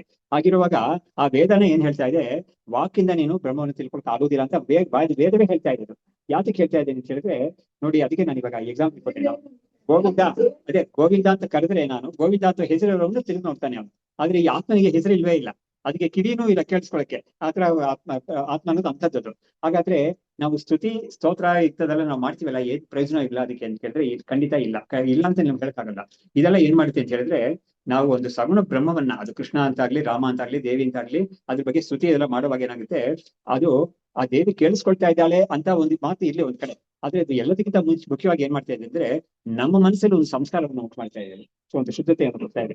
ಅದಕ್ಕೆ ಚಂದ್ರಶೇಖರ ಭಾರತಿಗಳು ಒಂದ್ಸರಿ ತುಂಬಾ ಚೆನ್ನಾಗಿ ಹೇಳಿದ್ರು ಅವರು, ನಾವು ಶ್ರಾದ್ದ ಇದೆಲ್ಲ ಮಾಡ್ತಾ ಇದೀವಲ್ಲ, ಅದು ಅವ್ರಿಗೆ ಹೋಗಿ ಸೇರುತ್ತೋ ಏನೋ ಅದು ಬೇರೆ ವಿಷಯ. ಅದು ಆದ್ರೆ ಮಾಡೋನಿಗೆ ಒಂದು ಸಂಸ್ಕಾರವನ್ನು ಕೊಡುತ್ತೆ ಅದು ಅಂತ ಹೇಳಿದ್ದಾರೆ. ಸೊ ಎಲ್ಲ ಕರ್ಮಗಳಿಗೂ ಕೂಡ ಇದು ಫೋಕಸ್ ಯಾವ್ದ್ರ ಮೇಲೆ ಅಂತ ಹೇಳಿದ್ರೆ, ಆ ಕರ್ತಾ ಇದ್ದಾನಲ್ಲ ಅವನ ಒಂದು ಏಳಿಗೆ ಇದೆಲ್ಲ ಇರೋದು ಅಂತ. ಹಾಗಾಗಿ ಸ್ತುತಿ ಸ್ತೋತ್ರ ಇದೆಲ್ಲವೂ ಕೂಡ ಮಾಡೋದು ನಮ್ಮ ಚಿತ್ತಶುದ್ಧಿಗಾಗಿ. ಅದು ಅವಾಗ ಏನ್ ಮಾಡುತ್ತೆ, ಅದು ಇಂಥ ಒಂದು ಮಾತಿಗೆ ಸಿಗದೇ ಇರೋ ಒಂದು ಕ್ರಮವನ್ನ ನಮ್ಗೆ ಅದು ತೋರ್ಸ್ಕೊಳಕ್ಕೆ ಇದು ಹೆಲ್ಪ್ ಆಗುತ್ತೆ. ಅದು ಉತ್ತರ ಹೆಲ್ಪ್ ಮಾಡುತ್ತೆ ಅದು. ಹೀಗೆ ಇವರು ಯತೆನ ಅವಿಧೀಯತೆ ವಾಚ, ಯಾವ್ದನ್ನ ನಾವು ವಾಕಿಂದ ಹೇಳಕ್ ಆಗೋದಿಲ್ವೋ, ಆದ್ರೆ ವಾಕ್ ಅನ್ನೋದನ್ನ ಕೆಲಸ ಮಾಡಕ್ಕೆ ಯಾವ್ದು ಬೇಕಾಗಿದೆಯೋ, ಆತ್ಮ ಸ್ವರೂಪದ ಒಂದು ಪ್ರಕಾಶ ವಾಕ್ ಕೆಲಸ ಮಾಡಕ್ಕೆ ಬೇಕಾಗಿದೆ. ಅದು ವಾಕ್ ಇಲ್ದವ್ರು ಕೆಲಸ ಮಾಡಕ್ ಆಗೋದೇ ಇಲ್ಲ.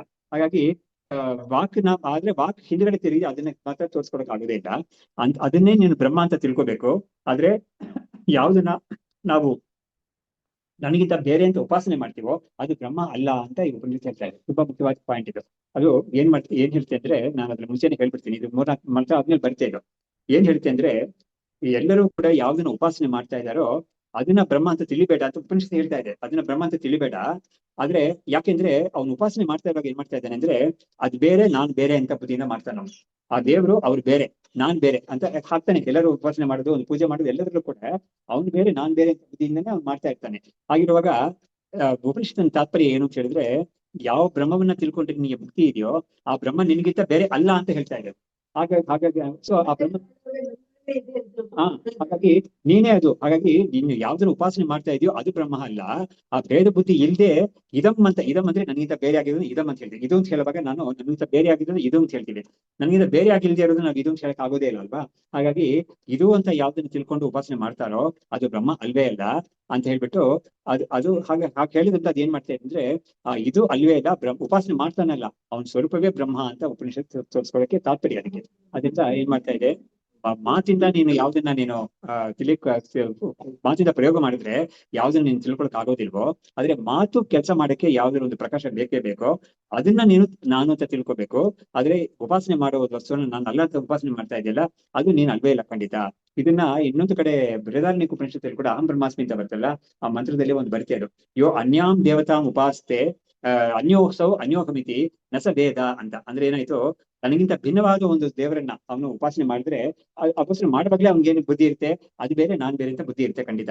ಅವಾಗ ಏನ್ ಉಪನಿಷತ್ ಏನ್ ಹೇಳ್ತಾ ಇದೆ ಅಂದ್ರೆ, ಯಾರು ಈ ರೀತಿಯಾಗಿ ತನಗಿಂತ ಭಿನ್ನವಾದ ಒಂದು ದೇವರನ್ನ ನೀನ್ ಬೇರೆ ನಾನ್ ಬೇರೆ ಅಂತ ಉಪಾಸನೆ ಮಾಡ್ತಾ ಇದ್ದಾನಲ್ಲೋ ಅವನು ಅಜ್ಞಾನಿ ಅಂತ ಹೇಳ್ತಾ ಇದೆ. ಅಜ್ಞಾನ ಅಂತ ಶಬ್ದ ಯೂಸ್ ಮಾಡಿಲ್ಲ ಅಷ್ಟೇನೆ, ನಸ ವೇದ ಅಂತ ತುಂಬಾ ಇದಾಗಿ ಸೂಕ್ಷ್ಮವಾಗಿ ಹೇಳ್ತಾ ಇದ್ದಾರೆ. ಹಾಗಾಗಿ ಹಾಗಾಗಿ ನಮ್ಮ ಮೇಲೆ ಒಂದು ಕರುಣೆ ಇಟ್ಕೊಂಡು ನಿನ್ನ ಅಜ್ಞಾನಿ ಅಂತ ಹೇಳಿದ್ರೆ ನಿನ್ ಪಾಪ ನಿನ್ಗೆ ಮನಸ್ಸಿಗೆ ತೇಜೋವಧಿ ಆಗುತ್ತೆ ಅಂತ ಹೇಳ್ಬಿಟ್ಟು ಅವನು ತಿಳ್ಕೊಂಡಿಲ್ಲ ಅಂತ ಅಷ್ಟೇ ಹೇಳ್ಬಿಡ್ತಾರೆ. ಹಾಗಾಗಿ ಏನ್ ತಿಳ್ಕೊಂಡಿಲ್ಲ ಅಂತ ಹೇಳಿದ್ರೆ ಅವನಿಗೆ ಸರಿಯಾದ ಜ್ಞಾನ ಇಲ್ಲ ಅಂತ ಅರ್ಥ. ಅಂದ್ರೆ ಏನಾಯ್ತು, ಅದಕ್ಕೆ ನಮ್ಗೆ ಈ ಪೂಜೆ ಪುನಸ್ಕಾರ ಎಲ್ಲ ಬೇಡವಾ ಅಂತ ಹೇಳಿದ್ರೆ ಖಂಡಿತ ಅದಲ್ಲ, ಅದಕ್ಕೆ ಖಂಡಿತ ಬೇಕೇ ಬೇಕದು ಖಂಡಿತ. ಆದ್ರೆ ಅದು ಉತ್ತರೋತ್ತರ ಅದು ನಮ್ಗೆ ಕೆಲಸ ಮಾಡಿ ಅಲ್ಟಿಮೇಟ್ ಸ್ಟೇಜ್ ಅಲ್ಲಿ ನಾವು ಅದು ನನ್ನಿಂದ ಬೇರೆ ಅಲ್ಲ ಅಂತ ನಾವು ತಿಳ್ಬೇಕಾಗಿದೆ. ಹಾಗಾಗಿ ತದೇವ ಬ್ರಹ್ಮತ್ವಂವಿತಿ ನೇತಂ ಯದಿದಂ ಉಪಾಸತೆ ಅಂತ, ಇದು ಅಂತ ಯಾವ್ದನ್ನ ಉಪಾಸನೆ ಮಾಡ್ತಾ ಇದ್ದಾರೋ ಅದು ಬ್ರಹ್ಮ ಅಂತ ತಿಳ್ಕೊಬೇಡ ನೀನು ಅಂತ ಉಪನಿಷತ್ತು ನಾನಾ ರೀತಿಯಲ್ಲಿ ಹೇಳ್ಕೊಡ್ತಾ ಇದೆ. ಅದ್ರಲ್ಲಿ ಮೊದಲ ಸರಣಿ ಯಾವ್ದು ಅಂದ್ರೆ ವಾಕಿಗೆ ಸಿಗದೆ ಇರೋದು ಬ್ರಹ್ಮ, ಆದ್ರೆ ವಾಕ್ ಕೆಲಸ ಮಾಡಕ್ಕೆ ಆ ಬ್ರಹ್ಮದ ಪ್ರಕಾಶ ಬೇಕು ಅಂತ ಹೇಳ್ಬಿಟ್ಟು ಅಂತ ಬ್ರಹ್ಮವನ್ನೇ ನಾವು ಅಂತ ತಿಳಿಬೇಕು. ಅದು ಕೂಡ ನೀನು ಅಂತ ತಿಳಿಬಾರ್ದು, ನಾನು ಅಂತ ತಿಳಿಬೇಕು ಅಂತ ಅದು ಹೇಳ್ತಾ ಇದೆ.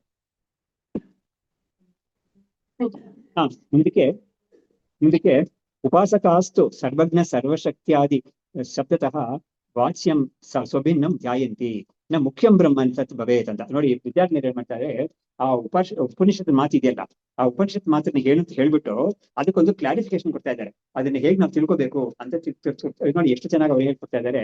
ಉಪಾಸಕರು ಏನ್ ಮಾಡ್ತಾರೆ ಅಂತ ಹೇಳಿದ್ರೆ, ಸರ್ವಜ್ಞ ಸರ್ವಶಕ್ತಿ ಇತ್ಯಾದಿ ಶಬ್ದಗಳಿಂದ ಯಾವ ಒಂದು ಈಶ್ವರನ ಹೇಳ್ತಾ ಇದ್ದಾರೋ ಅದನ್ನ ಉಪಾಸನೆ ಮಾಡ್ತಾ ಇದ್ದಾರೆ ಹೊರತು ಆ ಸರ್ವಜ್ಞತ್ವ ಸರ್ವಶಕ್ತಿತ್ವದಲ್ಲ ಇಲ್ಲದೆ ಇರೋ ಒಂದು ನಿರ್ಗುಣ ಬ್ರಹ್ಮವನ್ನ ಅವರು ಉಪಾಸನೆ ಮಾಡ್ತಾ ಇಲ್ಲ. ಹಾಗಾಗಿ ಅಂತ ಒಂದು ಬ್ರಹ್ಮವನ್ನೇ ನಾನು ಅಂತ ತಿಳ್ಕೊಬೇಕಾಗಿ ಹೊರತು ಈ ಸರ್ವಶಕ್ತಿ ಸರ್ವಜ್ಞ ಅಂತ ಹೇಳೋದನ್ನ ನಾವು ಬ್ರಹ್ಮ ಅಂತ ತಿಳಿಬಾರ್ದು ಅಂತ ಇವರು ನಮ್ಗೆ ತೋರಿಸ್ಕೊಡ್ತಾ ಇದ್ದಾರೆ ವಿದ್ಯಾರ್ಥಿನಿಯರು. ಹಾಗಾಗಿ ಆದ್ರೆ ಏನು ಅಂದ್ರೆ ನಾವು ಶಾಸ್ತ್ರದಲ್ಲಿ ಯಾವ ತರ ಪ್ರೆಸೆಂಟ್ ಮಾಡಿದ್ದಾರೆ ಅಂತ ಹೇಳಿದ್ರೆ, ಆ ಸಗುಣ ಬ್ರಹ್ಮವು ಕೂಡ ನಿರ್ಗುಣ ಬ್ರಹ್ಮವೇ ನಮಗೆ ತಿಳ್ಕೊಳ್ಳಕ್ಕೆ ಅನುಕೂಲವಾಗಿ ಸಗುಣ ಬ್ರಹ್ಮವಾಗಿ ನಮಗೆ ಶಾಸ್ತ್ರ ಇದು ಮಾಡುತ್ತೆ, ಏನೋ ಪ್ರೆಸೆಂಟ್ ಮಾಡ್ತಾ ಇದೆ. ಹೀಗೆ ರಾಮತಾಪನಿ ಉಪನಿಷತ್ ಅಂತ ಒಂದ್ ಕಡೆ ಏನಿದ್ದಾರೆ ಅಂದ್ರೆ, ಉಪಾಸಕಾನಾಂ ಕಾರ್ಯಾರ್ಥಂ ಬ್ರಹ್ಮನೋ ರೂಪಕಲ್ಪನಾ ಅಂತ. ರಾಮತಾಪನಿ ಉಪನಿಷತ್ ಅಂತ ಒಂದು ಉಪನಿಷತ್ ಇದೆ, ಮೈಂಡೂರು ಉಪನಿಷತ್ತು. ಅದರಲ್ಲಿ ಈ ತರ ಒಂದು ವಾಕ್ಯ ಬರುತ್ತೆ, ಉಪಾಸಕಾನಾಂ ಕಾರ್ಯಾರ್ಥಂ ಬ್ರಹ್ಮನೋ ರೂಪಕಲ್ಪನಾ ಅಂತ. ಹಾಗಾಗಿ ಹೀಗಾಗಿ ಉಪಾಸಕರಿಗೆ ಅವರ ಒಂದು ಕೆಲಸ ಕಾರ್ಯಾರ್ಥ ಅಂದ್ರೆ ಅವ್ರಿಗೆ ಒಂದು ಗುರಿ ಏನಿದೆಯೋ ಅದನ್ನ ಅವ್ರು ಮುಟ್ಟಕ್ಕೆ ಅನುಕೂಲ ಮಾಡಕ್ಕಾಗಿ ನಿರಾಕಾರವಾಗಿರೋ ನಿರ್ಗುಣವಾಗಿರೋ ಬ್ರಹ್ಮಕ್ಕೆ ಒಂದು ಆಕಾರವನ್ನು ಕೊಟ್ಟು ಅದಕ್ಕೆ ಕೆಲವು ಗುಣಗಳೆಲ್ಲ ಕೊಟ್ಟು ಉಪನಿಷತ್ತುಗಳು ನಮಗೆ ತೋರಿಸ್ತಾ ಇದೆ ಅಂತ ಅವರು ಆ ಉಪನಿಷತ್ತಲ್ಲಿ ಹೇಳ್ತಾರೆ. ರಾಮತಾಪನಿ ಉಪನಿಷತ್ತಲ್ಲಿ ಹೇಳ್ತಾರೆ. ನಿರ್ಗುಣ ಮಾನಸ ಪೂಜೆಯಲ್ಲಿ ಇದೇ ವಿಷಯನೇ ಬರ್ತದೆ, ಬಟ್ ತುಂಬಾ ಚೆನ್ನಾಗಿ ಮಾಡಿದ್ದಾರೆ. ಅದ್ಭುತವಾಗಿದೆ ಅದು. ಹಾಗಾಗಿ ಅದೇ ಒಂದು ಅನುಸಂಧಾನ ಆಗಿದೆ ಅದು. ಇಡೀ 35-36 ಶ್ಲೋಕ ಇದೆ ಅದರಲ್ಲಿ, ಅದೇ ಕೂಡ ತುಂಬಾ ಚೆನ್ನಾಗಿ ಒಂದು ಅನುಸಂಧಾನ ಆಗ್ತದೆ. ಹೀಗೆ ನ ಶ್ರೂಯತೆ ಯತ್ ನೋಡಿ, ಇವಾಗ ಮುಂದಕ್ಕೆ ಸ್ಫೋರ್ಯತೆ ಮನಸಾ ಯತ್ ನ ಸ್ಫೋರಕಂ ಮನಸಃ ತು ಯತ್ ತದ್ ಬ್ರಹ್ಮತ್ವಂ ವಿದ್ಧಿ ನತು ಏತತ್ ಯತ್ ಸ್ಫೋರ್ಯಂ ಉಪಾಸತೆ. ಇವರು ಇನ್ನೂ ಚೆನ್ನಾಗಿ ನಮ್ಗೆ ವಿವರಣೆ ಕೊಡ್ತಾ ಇದ್ದಾರೆ ವಿದ್ಯಾರ್ಥಿನಿಯರು. ಸ್ಫೋರ್ಯತೆ ಮನಸಾಯತೆ ನ ಅಂದ್ರೆ ಮನಸ್ಸಿಂದ ಯಾವ್ದನ್ನ ನಾನು ಬೆಳಗಕ್ ಆಗೋದಿಲ್ವೋ, ಆದ್ರೆ ಮನಸ್ಸನ್ನ ಕೂಡ ಯಾವ್ದು ಬೆಳಗ್ತಾ ಇದೆಯೋ ಅದನ್ನ ನೀನು ನಾನು ಅಂತ ತಿಳಿಬೇಕೆ ಹೊರತು ನಾವ್ ಯಾವ್ದನ್ನ ನನಗಿಂತ ಬೇರೆ ಆಗಿರೋದು ಅಂತ ತಿಳಿತೀವಲ್ಲ ಅದು ಸರಿಯಾಗಿ ತಿಳುವಳಿಕೆ ಅಲ್ಲ ಅಂತ ಈ ಉಪನಿಷತ್ತು ಹೇಳ್ತಾರೆ. ಇದೇ ತರ ಇನ್ನೊಂದು ನೆಕ್ಸ್ಟ್ ಯಾವ್ದು ಮಾಡ್ತಾರೆ, ಭಾವನಾಜನ್ಯ ವೃತ್ತಿಯ ಏವ ಸ್ಫೋರ್ಯಂ ಧ್ಯಾಯಂತಿ ಉಪಾಸಕಾಹ ಉಪಾಸಕೇನ ದೃಷ್ಟ್ಯಂ ತತ್ ಬ್ರಹ್ಮ ಮುಖ್ಯಂ ಕಥಂ ಭವೇತ್ ಅಂತ. ಇವಾಗ ಈ ಸಗುಣ ಬ್ರಹ್ಮವನ್ನ ಧ್ಯಾನ ಮಾಡ್ತಾರಲ್ಲ ಆ ಉಪಾಸಕರು ಭಾವನಾಜನ್ಯ ವೃತ್ತಿಯ ಅಂತ ಹೇಳಿದ್ರೆ ಏನಾಯ್ತು, ಆ ವಸ್ತುವನ್ನ ನಾವು ಭಾವನೆ ಮಾಡಿ ಅದ್ರ ಒಂದು ಸ್ವರೂಪ ಹೀಗಿದೆ ಅಂತ ನಾವು ತಿಳ್ಕೊಳ್ತಾ ಇರ್ತೀವಿ. ಅದರಿಂದ ಆ ವೃತ್ತಿಯಿಂದಲೇ ಅವರು ಉಪಾಸನೆ ಮಾಡ್ತಾ ಇರ್ತಾರೆ. ಆಗಿರುವಾಗ ಉಪಾಸಕೇನ ದೃಷ್ಟ್ಯಂ ತತೆ, ಅದರಿಂದ ಏನಾಯ್ತು, ಆ ಬ್ರಹ್ಮವು ಇವನಿಗೆ ವಿಷಯವಾಗ್ತಾ ಇದೆ. ಯಾವ ಒಂದು ಈಶ್ವರನ ಅವನು ಉಪಾಸನೆ ಮಾಡ್ತಾ ಇದ್ದಾನೋ ಅದು ಇವನಿಗೆ ಆಬ್ಜೆಕ್ಟ್ ಆಗ್ತಾ ಇದೆ, ಇವನು ಅದಕ್ಕೆ ಸಬ್ಜೆಕ್ಟ್ ಆಗಿದ್ದಾನೆ. ಆಗಿರುವಾಗ ಆಬ್ಜೆಕ್ಟ್ ಆಗಿರೋದು ಹೇಗೆ ಬ್ರಹ್ಮವಾಗಿ ಸಾಧ್ಯವಾಗುತ್ತೆ, ಸಬ್ಜೆಕ್ಟೇ ಬ್ರಹ್ಮ ಅಂತ ಇದನ್ನ ಉಪನಿಷತ್ತು ಈ ತರ ತೋರಿಸ್ಕೊಡ್ತಾ ಇದೆ.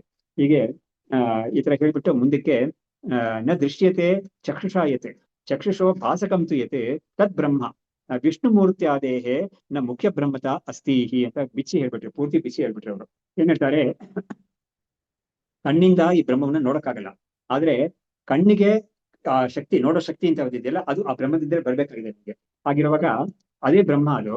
ಆದ್ರೆ ವಿಷ್ಣು ಮೂರ್ತಿ ಆದಿ ಇದೆಯಲ್ಲ, ವಿಷ್ಣು ಮೂರ್ತಿ ಆದಿ ಅಂತ ಹೇಳಿದ್ರೆ ಶಿವ ಮೂರ್ತಿ ಆಗಿರ್ಬೋದು, ಬೇರೆ ಮೂರ್ತಿಗಳಾಗಿರ್ಬೋದು, ಅದೆಲ್ಲ ಖಂಡಿತ ಮುಖ್ಯ ಬ್ರಹ್ಮ ಆಗೋದೇ ಇಲ್ಲ. ಅದು ಹೇಗಾಗುತ್ತೆ ಅದು ಅಂತ ಕೇಳ್ತಾ ಇದ್ದಾರೆ. ಯಾಕಂದ್ರೆ ಮುಖ್ಯ ಬ್ರಹ್ಮ ಅನ್ನೋದು ನಿನ್ನ ಸ್ವರೂಪವೇ, ನಿನಗೆ ಅದು ವಿಷಯ ಆಗೋದೇ ಇಲ್ಲ. ಅದು ನಿನ್ ಸಬ್ಜೆಕ್ಟ್ ಆಗಿರೋ ನೀನೇ ಆ ಮುಖ್ಯ ಬ್ರಹ್ಮ ಆಗಿರುವಾಗ, ನೀನು ಆಬ್ಜೆಕ್ಟ್ ಆಗಿ ಯಾವ ಒಂದು ವಿಷ್ಣು ಮೂರ್ತಿನೋ ಯಾವುದೋ ಒಂದು ಮೂರ್ತಿನ ನೀನು ಉಪಾಸನೆ ಮಾಡ್ತೀಯೋ, ಅದು ಹೇಗೆ ಮುಖ್ಯ ಬ್ರಹ್ಮವಾಗ ಸಾಧ್ಯವಾಗುತ್ತೆ ಅಂತ ಇವರು ಯುಕ್ತಿ ಪುರಸ್ಸರವಾಗಿ ಇದನ್ನ ನಮಗೆ ತಿಳಿಸ್ಕೊಡ್ತಾ ಇದ್ದಾರೆ. ಸೊ ಹೀಗೆ ಇದಕ್ಕೆ ಈ ಭಾಷೆದಲ್ಲಿ ಈ ಮಂತ್ರ ಬರೋ ಭಾಷ್ಯ ಇದರಲ್ಲಿ ಕೇನೋಪನಿಷತ್ ಭಾಷೆಯಲ್ಲಿ ಭಗವತ್ಪಾದರು ಒಂದು ದೊಡ್ಡ ಒಂದು ಪೂರ್ವ ಪಕ್ಷ ತೆಗಿತಾರೆ ಅದಕ್ಕೆ. ಏನು ಅಂದ್ರೆ, ಎಲ್ಲಾ ಶಾಸ್ತ್ರದಲ್ಲೂ ಕೂಡ ಉಪಾಸನೆ ಮಾಡ್ಬೇಕು, ಯಾವುದೇ ಈ ಕರ್ಮಶಾಸ್ತ್ರ ಇದೆಯಲ್ಲ ಅದರಲ್ಲೂ ಕೂಡ ಒಂದು ಉಪಾಸನೆ ಮಾಡ್ಬೇಕು ಅಂತ ಇರುತ್ತೆ. ಅದು ತನಗಿಂತ ಭಿನ್ನವಾದನ್ನೇ ಉಪಾಸನೆ ಮಾಡ್ತಾರೆ, ಆದ್ರೆ ತನ್ನ ಸ್ವರೂಪವಾಗಿ ಎಲ್ಲೂ ಕೂಡ ಮಾಡೋದೇ ಇಲ್ಲ ಅಂತ ಹೇಳುವಾಗ ಶಂಕರಾಚಾರ್ಯರು ಒಂದು ವಾಕ್ಯ ಅಲ್ಲಿ ಹೇಳ್ತಾರೆ. ವಿಷ್ಣು, ಆಮೇಲೆ ಈಶ್ವರ, ಆಮೇಲೆ ಪ್ರಾಣ, ಇಂದ್ರ ಪ್ರಾಣ ಅಂತ 4 ಹೆಸರಿಡ್ತಾರೆ. ಹೆಸರಿಟ್ಟು ಶಂಕರಾಚಾರ್ಯ ಏನ್ ಹೇಳ್ತಾರೆ, ಈ ವಿಷ್ಣು ಆಗ್ಲಿ, ಶಿವ ಆಗ್ಲಿ, ಈಶ್ವರ ಅಂದ್ರೆ ಶಿವ ಆಗ್ಲಿ, ಇಂದ್ರ ಆಗ್ಲಿ, ಪ್ರಾಣ ಆಗ್ಲಿ, ಪ್ರಾಣ ಅಂದ್ರೆ ನಮ್ಮಲ್ಲಿ ಪ್ರಾಣ ಶಕ್ತಿ ಇದೆಯಲ್ಲ, ಅದಕ್ಕೊಂದು ಪರ್ಸಾನಿಫಿಕೇಶನ್ ಮಾಡಿದ್ರೆ ಪ್ರಾಣ ದೇವತೆ ಅಂತ ಆಗುತ್ತೆ. ಈ ದೇವತೆಗಳೆಲ್ಲ ಉಪಾಸ್ಯ ಬ್ರಹ್ಮವಾಗಿ ಆಗ್ಬೋದು, ಆದ್ರೆ ಈ ಉಪಾಸನೆ ಮಾಡ್ತಾ ಇದ್ದಾನಲ್ಲ ಅವನು ಹೇಗೆ ಬ್ರಹ್ಮವಾಗ್ತಾನೆ ಅಂತ ಒಂದು ಪ್ರಶ್ನೆ ಕೇಳ್ತಾರೆ. ಪ್ರಶ್ನೆಗೆ ಎತ್ತಿಬಿಟ್ಟು ಈ ಪ್ರಶ್ನೆಗೆ ಉತ್ತರ ಕೊಡಕ್ಕಾಗಿ ಈ ಮಂತ್ರ ಬಂದಿರೋದು ಅಂತ ಅವರು ಇದನ್ನ ಇಂಟ್ರೊಡ್ಯೂಸ್ ಮಾಡ್ತಾರೆ. ತುಂಬಾ ಚೆನ್ನಾಗಿದೆ ನೋಡಿದಾಗ. ಅವಾಗ ಯಾರಿಗಾದ್ರೂ ಶಂಕರಾಚಾರ್ಯರು ಈ ದೇವತೆಗಳೆಲ್ಲ ನಿರಾಕರಣೆ ಮಾಡ್ಬಿಟ್ರು ಅಂತ ಯಾರು ಹೇಳಂಗಿಲ್ಲ. ಯಾಕಂದ್ರೆ ಅವರೇ ಎಲ್ಲ ಕಡೆನೂ ನಾರಾಯಣನೇ ಪರಬ್ರಹ್ಮ, ವಿಷ್ಣುವೇ ಪರಬ್ರಹ್ಮ ಅಂತ ಬೇಕಾದ ಕಡೆ ಹೇಳಿದ್ದಾರೆ. ಆದ್ರೆ ಅವ್ರ ಆಂತರ್ಯ ಏನು ಅಂತ ನಾವು ನೋಡಿದಾಗ ಇದ್ರಲ್ಲಿ ಗೊತ್ತಾಗುತ್ತೆ, ಆ ಜಾಗದಲ್ಲಿ ಗೊತ್ತಾಗುತ್ತೆ ನಿಮ್ಗೆ. ಈ ಎಲ್ಲಾ ಮೂರ್ತಿಗಳು ಕೂಡ ವ್ಯಕ್ತಿಗಳು, ಅದಲ್ಲ ರೂಪ ಇರೋ ವ್ಯಕ್ತಿಗಳು, ನಿನಗಿಂತ ಬೇರೆ ಅಂತ ನಿನ್ಗೆ ಗೊತ್ತದು. ಅದು ನಾನು ಹೇಗೆ ಆಗಕ್ಕಾಗುತ್ತೆ? ಲಕ್ಷ್ಮೀಪತಿ ನಾನು ಆಗಕ್ಕಿಲ್ಲ ಖಂಡಿತ. ಹಾಗಾಗಿ ಅಂತ ಒಂದು ಬ್ರಹ್ಮವನ್ನು ಇನ್ನೇ ಬೇರೆ ಅಂತ ಉಪಾಸನೆ ಮಾಡ್ತಾ ಇರುವಾಗ ಈ ಉಪಾಸಕ ನಿಜವಾಗ್ಲೂ ಏನಂತ ಕೇಳಿದ್ರೆ, ಅವನು ಇದಂ ಅಂತ ತನ್ನಿಂದ ಬೇರೆಯಾಗಿ ಒಂದು ನೋಡದೆ ತಾನೇ ಆ ಸ್ವರೂಪ ಅಂತ ತಿಳಿಬೇಕು. ತಾನೇ ಆ ಸ್ವರೂಪ ಅಂತ ತಿಳ್ಕೊಳ್ಳುವಾಗ ಕೂಡ ತನ್ನ ಸ್ವರೂಪ ಏನು ಅಂತ ಅದಕ್ಕೆ ತ್ವಂಪದಾರ್ಥ ವಿವೇಕ ಅಂತ ಹೇಳಿದ್ದಾರೆ. ಆ ತ್ವಂಪದಾರ್ಥ ವಿವೇಕದಲ್ಲಿ ಪಂಚಕೋಶಗಳೆಲ್ಲ ನಾನಲ್ಲ ಅಂತ ಅದನ್ನ ನಿರಾಕರಣೆ ಮಾಡ್ಬಿಟ್ಟು ಅವುಗಳ ಸಾಕ್ಷಿಯಾಗಿ ನಿರಾಕರಣೆ ಮಾಡಕ್ಕಾಗದೇ ಇರೋ ಸ್ವರೂಪ ನಾನು ಚೈತನ್ಯವಾಗಿ ನಿಲ್ಲಿಸ್ತಾನೆ. ಅದ್ ನಿಂತ ಮೇಲೆ ಮತ್ತೆ ಬ್ರಹ್ಮ ಮಹಾವಾಕ್ಯದ ಉಪಯೋಗ ಪಡ್ಕೊಂಡು ನಾನು ಬ್ರಹ್ಮ ಅಂತ ತಿಳಿತಾನೆ. ಆಗಿರುವಾಗ ಬ್ರಹ್ಮ ಅಂತ ನೀನೇ ತಿಳ್ಕೊಬೇಕಾಗಿದ್ರೆ ನೀನೇ ಅದೇ ಆಗಿರುವಾಗ ನಿನಗಿಂತ ಬೇರೆ ಆಗಿರೋ ವಿಷ್ಣು ಮೂರ್ತಿ ಅದೆಲ್ಲ ಬೇರೆ ಬೇರೆ ಹೇಗೆ ಬ್ರಹ್ಮವಾಗುತ್ತೆ ಅದು ಅಂತ ಇವರು ತೋರಿಸ್ಕೊಡ್ತಾ ಇದ್ದಾರೆ ಅದೇ. ಹಾಗಾಗಿ ಆ ಮೂರ್ತಿಗಳೆಲ್ಲ ಬೇಕಾಗಿದೆ ಖಂಡಿತ. ನಾನೇ ಸ್ವರೂಪ, ನಾನು ಬ್ರಹ್ಮ ಸ್ವರೂಪ ಅಂತ ತಿಳ್ಕೊಳ್ಳಿಕ್ಕೆ ಈ ಮೂರ್ತಿ ಪೂಜೆ, ಮೂರ್ತಿ ಉಪಾಸನೆ ಖಂಡಿತ ಬೇಕಾಗಿದೆ. ಅದನ್ನ ಅಲೆಗಳಿತಾನೇ ಇಲ್ಲ. ಆದ್ರೆ that is not the ultimate ಅಂತ ನಾವು ಅದನ್ನು ನಮಗೆ ಸೇರಿಸ್ಬೇಕು. ಆ ಜ್ಞಾನ ಇರ್ಬೇಕು ನಮ್ಗೆ ಅನ್ನೋದಕ್ಕಾಗಿ ಇಷ್ಟನ್ನು ಹೇಳಿದ್ದಾರೆ. ಸೊ ಇಲ್ಲಿಗೆ ನಾವು ನಿಲ್ಲಿಸೋಣ. ಇನ್ನು ಸ್ವಲ್ಪ ಇದೆ ಸರಣಿಲಿ ಬರುತ್ತೆ ಈ ಉಪನಿಷತ್ತಲ್ಲಿ. ನೆಕ್ಸ್ಟ್ ಇದರಲ್ಲಿ ನೋಡ್ತಾ ಇದ್ದೀನಿ. ಶಾಸ್ತ್ರಂ ಶಾರೀರಂ ಮೀಮಾಂಸಾ ದೇವಸ್ತು ಪರಮೇಶ್ವರಃ ಆಚಾರ್ಯ ಶಂಕರಾಚಾರ್ಯಾಃ ಸಂತು ಮೇ ಜನ್ಮ ಜನ್ಮನಿ ವಿದ್ಯಾವಿನಯ ಸಂಪನ್ನಂ वीतरागं विवेकिनं वन्दे वेदांत तत्त्वज्ञं विदुषेखर भारती। ओम